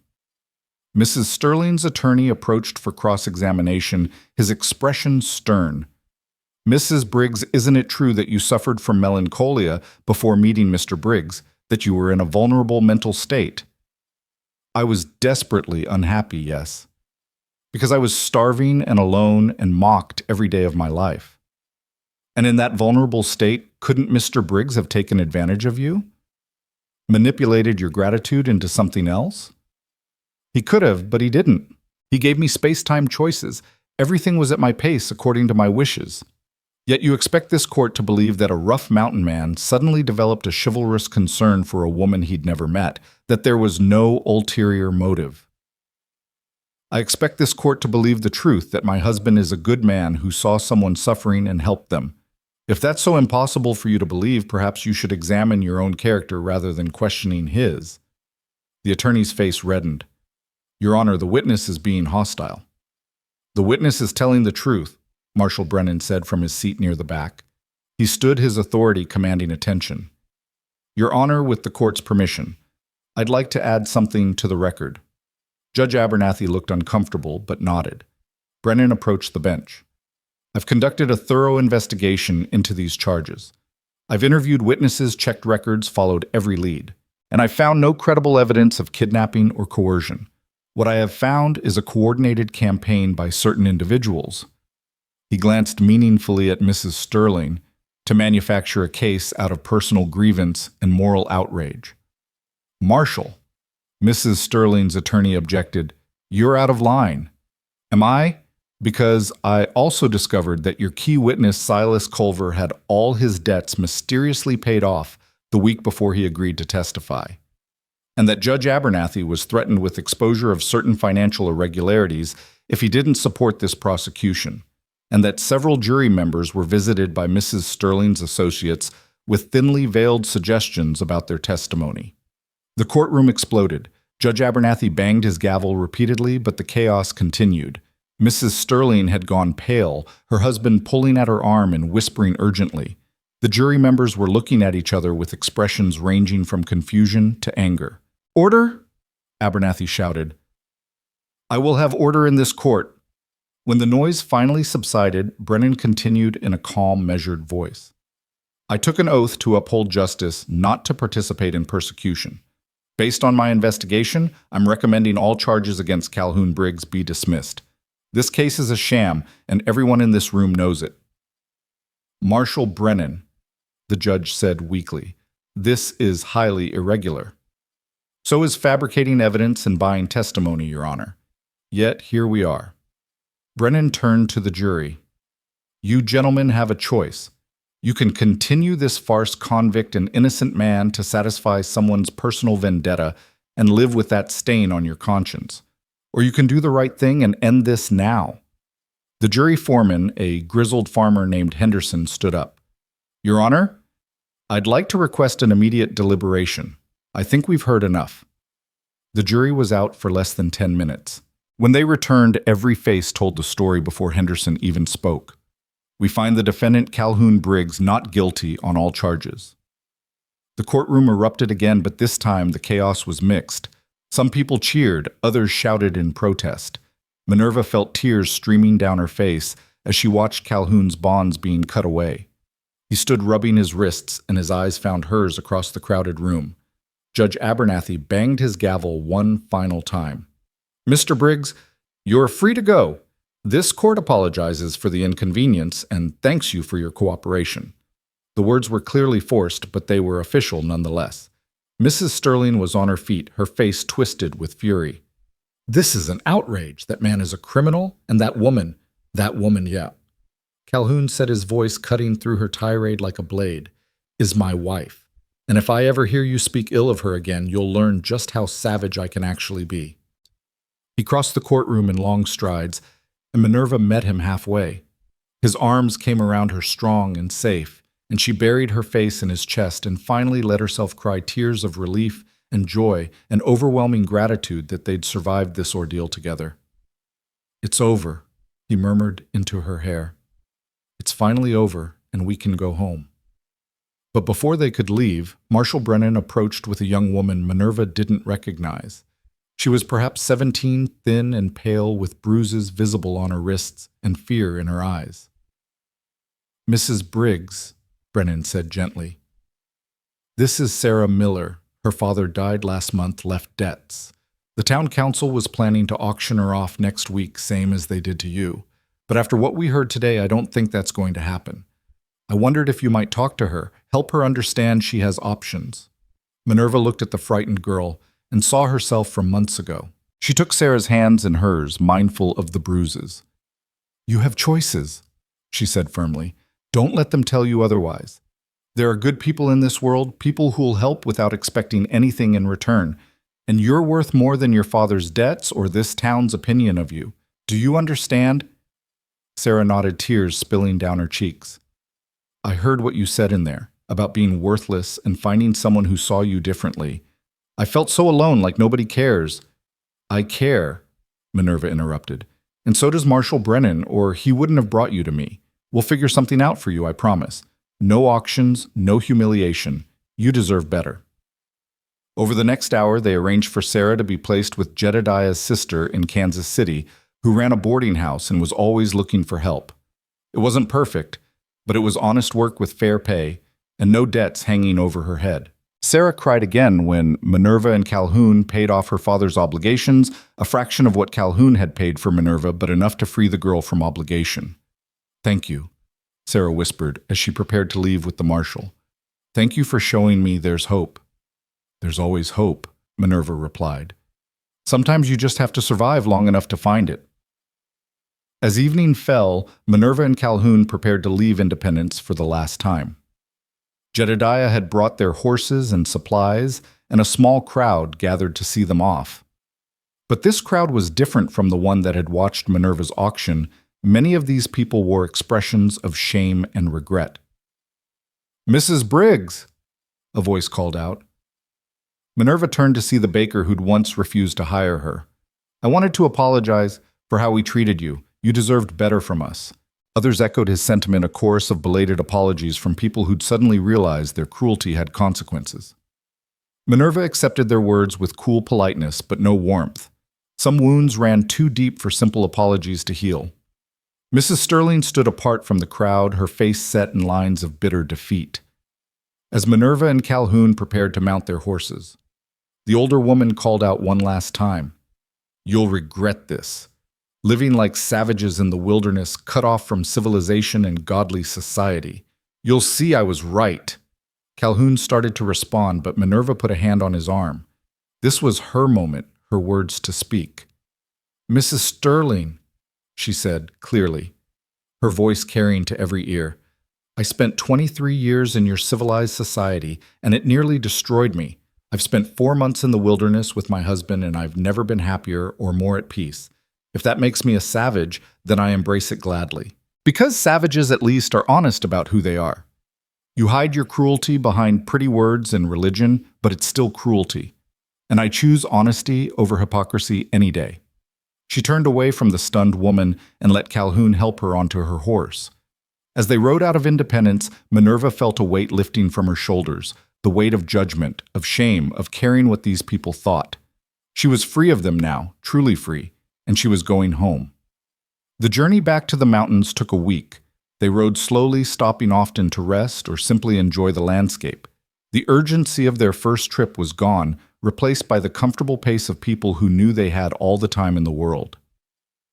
On the third night, camped by a stream under a canopy of stars, Calhoun finally spoke about the trial. "I was so afraid," he admitted. "Afraid they'd convinced you to lie, that I'd lose you, even if I kept my life. When you walked into that courtroom, I couldn't breathe until you looked at me, and I knew you were still mine." "I'll always be yours," Minerva said, moving closer to him by the fire. "Just as you're always mine. That's what marriage means, choosing each other every day no matter what." "I choose you," he said solemnly. "Every day for the rest of my life, I choose you. And I choose you." They reached the cabin on a golden afternoon in late September. The valley was ablaze with fall colors, gold and red, and orange leaves painting the landscape in brilliant hues. Smoke rose from the chimney Jedediah had sent word ahead to Marcus, who'd come to light the fire and stock the cabin with supplies. Inside, everything was exactly as they'd left it. Minerva's sewing by the chair, Calhoun's traps hanging on the wall, the bed they'd shared before being torn from their home. It was all still there waiting for them. "Welcome home, Mrs. Briggs," Calhoun said, pulling her into his arms. "Welcome home, Mr. Briggs," she replied, and kissed him with all the love and gratitude and joy she'd been holding back for weeks. That winter was the happiest of Minerva's life. Snow fell heavy in the mountains, sometimes trapping them in the cabin for days at a time, but she didn't mind. She learned to snowshoe, to read the signs of approaching storms, to preserve food and manage supplies through the long, cold months. Calhoun taught her everything he knew, and she proved an eager student. But more than the practical skills, she learned what it meant to be truly loved. Calhoun showed her every day in 1,000 small ways, the way he'd warm her side of the bed before she got in, how he'd brush her hair in the evenings, while they talked, the gentle way he'd touch her face and tell her she was beautiful. For the first time in her life, Minerva believed it. Not because she'd changed physically. She was still large, still the same person she'd always been on the outside, but because she finally saw herself through loving eyes. Word of their trial spread through the mountains and settlements. Traders brought news that independents had banned auctions of debtors, that Sarah Miller was thriving in Kansas City, that Mrs. Sterling had been quietly asked to step down from several of her reform committees. The scandal had touched many people, forcing them to examine their own cruelties and prejudices. When spring came, bringing melting snow and new green growth, Minerva discovered she was pregnant. The realization came one morning as she was tending the garden, a wave of nausea followed by sudden clarity. She placed a hand on her still flat belly and smiled. That night she told Calhoun over dinner. His reaction was everything she'd hoped for: shock, giving way to overwhelming joy, his eyes bright with unshed tears as he pulled her into his arms. "A baby," he whispered. "We're going to have a baby." "Are you happy?" she asked, though his expression made the answer obvious. Happy doesn't begin to cover it. Grateful, terrified, ecstatic, all of it at once. He pulled back to look at her face. "You're going to be an amazing mother. And you'll be an amazing father. Our child will grow up knowing love, knowing they're valued for who they are, not what they look like, or how well they fit into society's expectations." "They'll grow up free," Calhoun agreed. "Free to be themselves, to choose their own path, just like their mother." The baby came in early winter, a daughter they named Rebecca, after Calhoun's sister. She was perfect, tiny, and fierce, with her father's gray eyes and her mother's determination. Minerva held her daughter for the first time and felt a completion she'd never known, a sense that everything she'd endured had led to this moment. "Hello, little one," she whispered. "Welcome to your world. It's beautiful and wild and sometimes harsh, but you're surrounded by love. And that makes all the difference." Visitors came as news spread Jedediah with gifts and congratulations, Marcus and his family bearing supplies and good wishes, even some of the Shoshone traders who brought a beautiful cradle board decorated with beads and feathers. The cabin that had once sheltered just 2 broken souls now rang with laughter and community and hope. On Rebecca's first birthday, Minerva stood on the cabin porch, her daughter in her arms, and looked out over the valley. The mountains rose around them, permanent and strong, much like the love she'd found here. Calhoun came to stand beside her, his arm around her waist, and together they watched the sunset paint the sky in shades of gold and rose. "Do you ever regret it?" he asked quietly. Leaving civilization, choosing this life. Minerva thought about independence, about the girl she'd been standing on that auction block, about all the pain and shame and desperation that had brought her to this place. Then she looked at her husband, at their daughter, at the home they'd built together against all odds. Not for a single moment, she said. This, you, Rebecca, our life here, this is everything I never knew I could have, everything I thought I didn't deserve. You showed me I was wrong, that I deserved love and respect and happiness. You gave me all of that and more. You gave it to yourself, Calhoun corrected gently. I just helped you see it was possible. You're the one who chose courage over fear, truth, over convenience. You're the one who stood in that courtroom and demanded to be heard. I'm just lucky enough to share your life. Little Rebecca babbled happily in her mother's arms, reaching for her father's beard. Calhoun laughed and let her grab hold, making faces that sent her into peals of delighted laughter. Watching them together, Minerva felt her heart swell with a joy so profound it almost hurt. She'd been told all her life that she was worthless, that nobody would ever want her, that she'd die alone and unloved. The people who'd said those things were wrong about everything. She had worth not because someone else had finally seen it, but because it had always been there, waiting for her to claim it. She was wanted deeply, truly, by a man who valued her mind and spirit as much as her presence, and she would never be alone again. The mountain wind whispered through the pines, carrying the scent of wood smoke and wildflowers. Somewhere in the distance, an elk bugled. The first stars were beginning to appear in the darkening sky, and the creek sang its eternal song over smooth stones.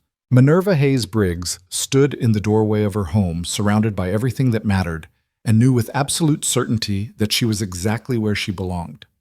The girl who'd been mocked and broken had become a woman who was loved and whole. The story that had begun with humiliation and despair had transformed into one of courage and redemption and enduring love. And in the mountains that had given her sanctuary, in the arms of the man who'd shown her she deserved to be saved, Minerva had finally truly come home.